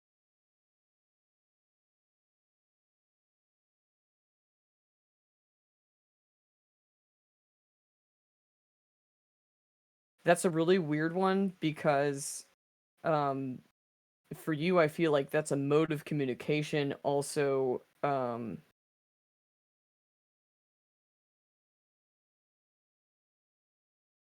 I wonder if Olympians ever has Michael Phelps ever felt like I don't want to swim today? Oh. That's a good thought. I don't know. Hey, Pickman, welcome out. Good to see ya. But I can say this. Because, like, I struggled and went through that, and it was really hard for me, I would like to use my art and presence in order to inspire others in case they are struggling. Now, obviously, I'm making stuff that I want to make, but I just mean in general. Hopefully, like, I could use that negative experience to be a benefit to other people. Well, the way you draw and the way I see it is just like some because I go through my own art blocks too, and it's just like it's like that kid on the playground where he's playing with a ball, but he's by Yeah. himself, and he's just like dee dee dee dee dee dee dee. Or in your case, you would be the chalk kid, and, you know, he's drawing something, he's like, this is funny, it's silly, Mm-hmm. and then I'd be like, whoa, that kid looks like he's having fun. Wait, shit, when was the last time I drew something with chalk? And then you snap the chalk in half, and you're just like, here, do you want to draw with me? And I'm like, oh shit, fuck yeah, I forgot how much I like drawing with chalk. You know, even if that thought occurred to me when I drew a very loose sketch of Neat Arena, and I was like, but seeing the effect that had on you, that made me feel good. Oh, that was so fun. I was very excited about that for when I saw it. Shout out to Neat Arena, folks. She's very undersung. She needs more fan art. Yeah. But I did that not out of obligation. I did that because, like, drawing a Neat Arena sounds good right now. I want to do that. And then you were like, drawing a Neat Arena sounds good right now. I want to do that. And I was like, oh shit, I guess this is what we're doing now. Like, I love it when I can start an art trend online. It's only happened maybe once or twice, but it's fun. well, it's fun, but you have to also realize that in order to start a trend, Like, you put your own spin on that with a very particular flavor, and it was just like, oh, Yeah. this is gonna get some traction.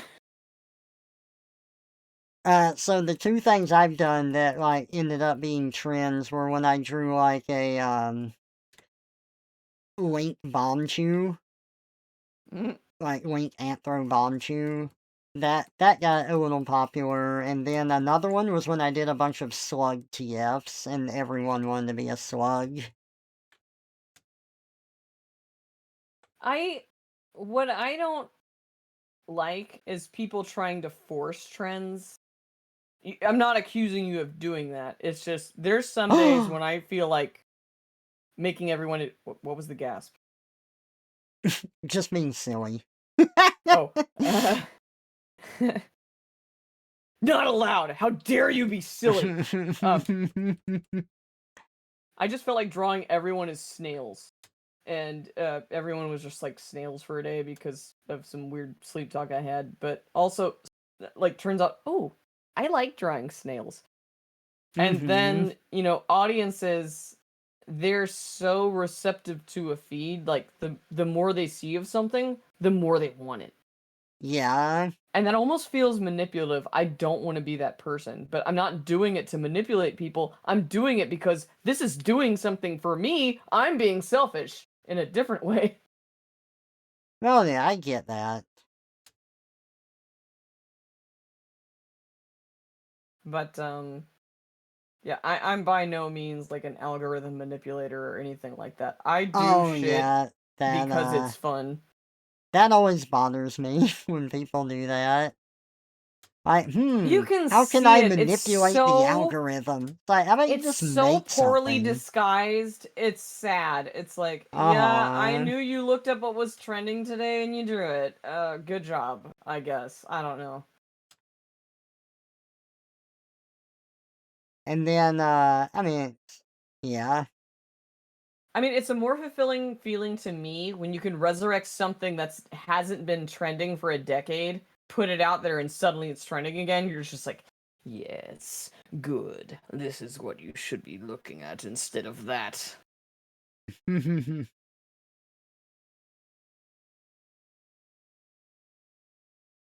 There's so much that people my age don't know about or looked over because you and I too, like, we grew up pre-internet.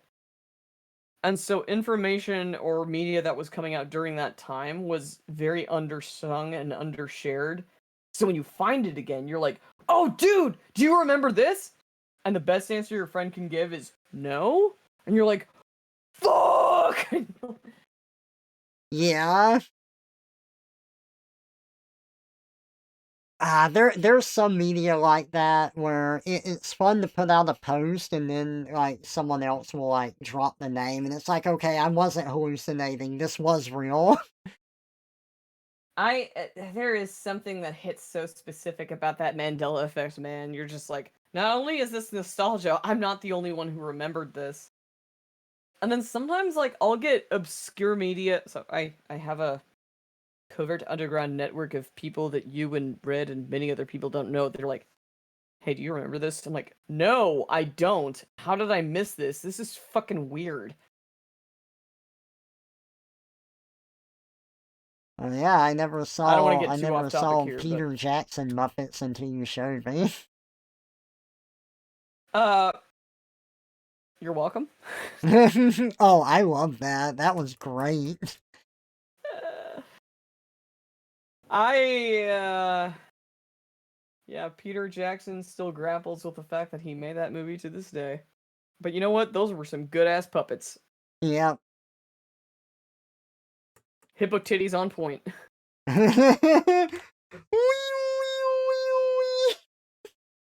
That's all I I could felt so hear with bad. her. That movie compelled me to feel bad about the hippo. It made me feel something, and I was just like, you know what? Good job, Peter Jackson.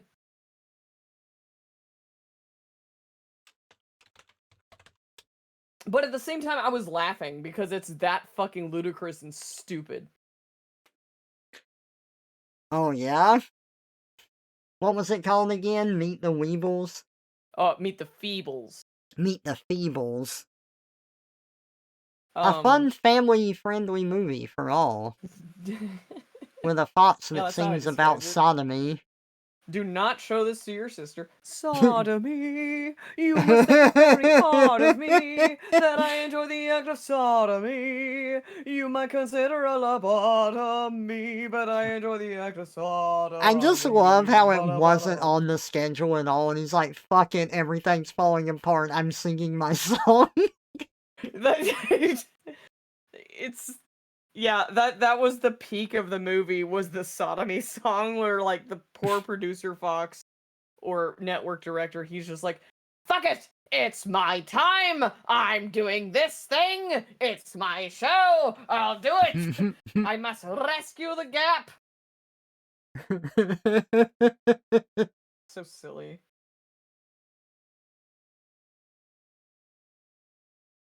Man, who wrote I this almost song? wonder if this I am a Rex Ranger.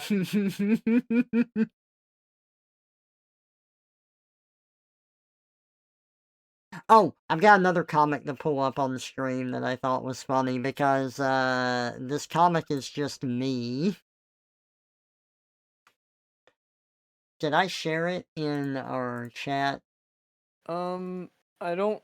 Yes, I did. Okay. So, I'm pulling There. it up now.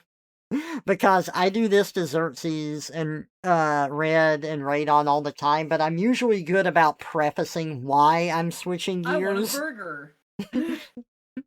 Burger, But suit, video game, PlayStation 2, can you zoom in cables, on the whip. dialogue in the far right panel? Yeah, whip tricks are cool. Is owning a whip illegal? Let's go to the pawn shop. That doesn't I want a bother me burger. because I'm so ADD. I can follow like your train of thought, but I understand how it would not make a lick of fucking sense to anyone else. I'm like, everyone, this is Trevor. Well, sometimes it's was like the an one audio stem, too, where it's like the way something is said reminded me of something else. So that was the one thing my neighbor said about you. She's like, wow, he seems to like think about a lot of things at once. It wasn't that you were attention deficit. It's like, he's thinking about everything all the time. Like, you're It's a very true. kind person in your assessments. But it is true, also. It's like, you can hold multiple topics, and they do relate to one another. It's just like the listener doesn't always see that correlation. Yeah. And at the same time, it's not up to you to explain, but if they ask later, you'll tell them. Oh, yeah. Karate chop this! It's like, Hey, you know, because Rough sometimes, Jim. like, Thank you so much for the follow. I appreciate it. Welcome out. And hey, Avoided Cat. Good to see ya. why is everyone avoiding this cat? What did he do? He bought me a game. He bought me a couple of games on Steam. That's what he did. Oh. Yeah, you should stay away from him. I think people are avoiding this cat for a reason. I don't trust him. One of the games he got me, I can't remember if I showed you. Oh my god, what is that rhythm game called? The name is escaping me right now. What's it look like? It is very stylistic in Sayonara Wild Hearts. That's what it's called. God, I could not think of the name. I would not have guessed that. Thank you, Avoided Cat. Have you seen it? No, I don't think I have. Do you want to see it? I have a feeling that you're gonna fucking love this game. Really? Yes. I'm 100%, I think this would be right up your alley since we're talking about, like, artsy stuff. I got 30 more minutes. Lay it on me. Alright, perfect. Let's switch over and do that real quick then. Sweet.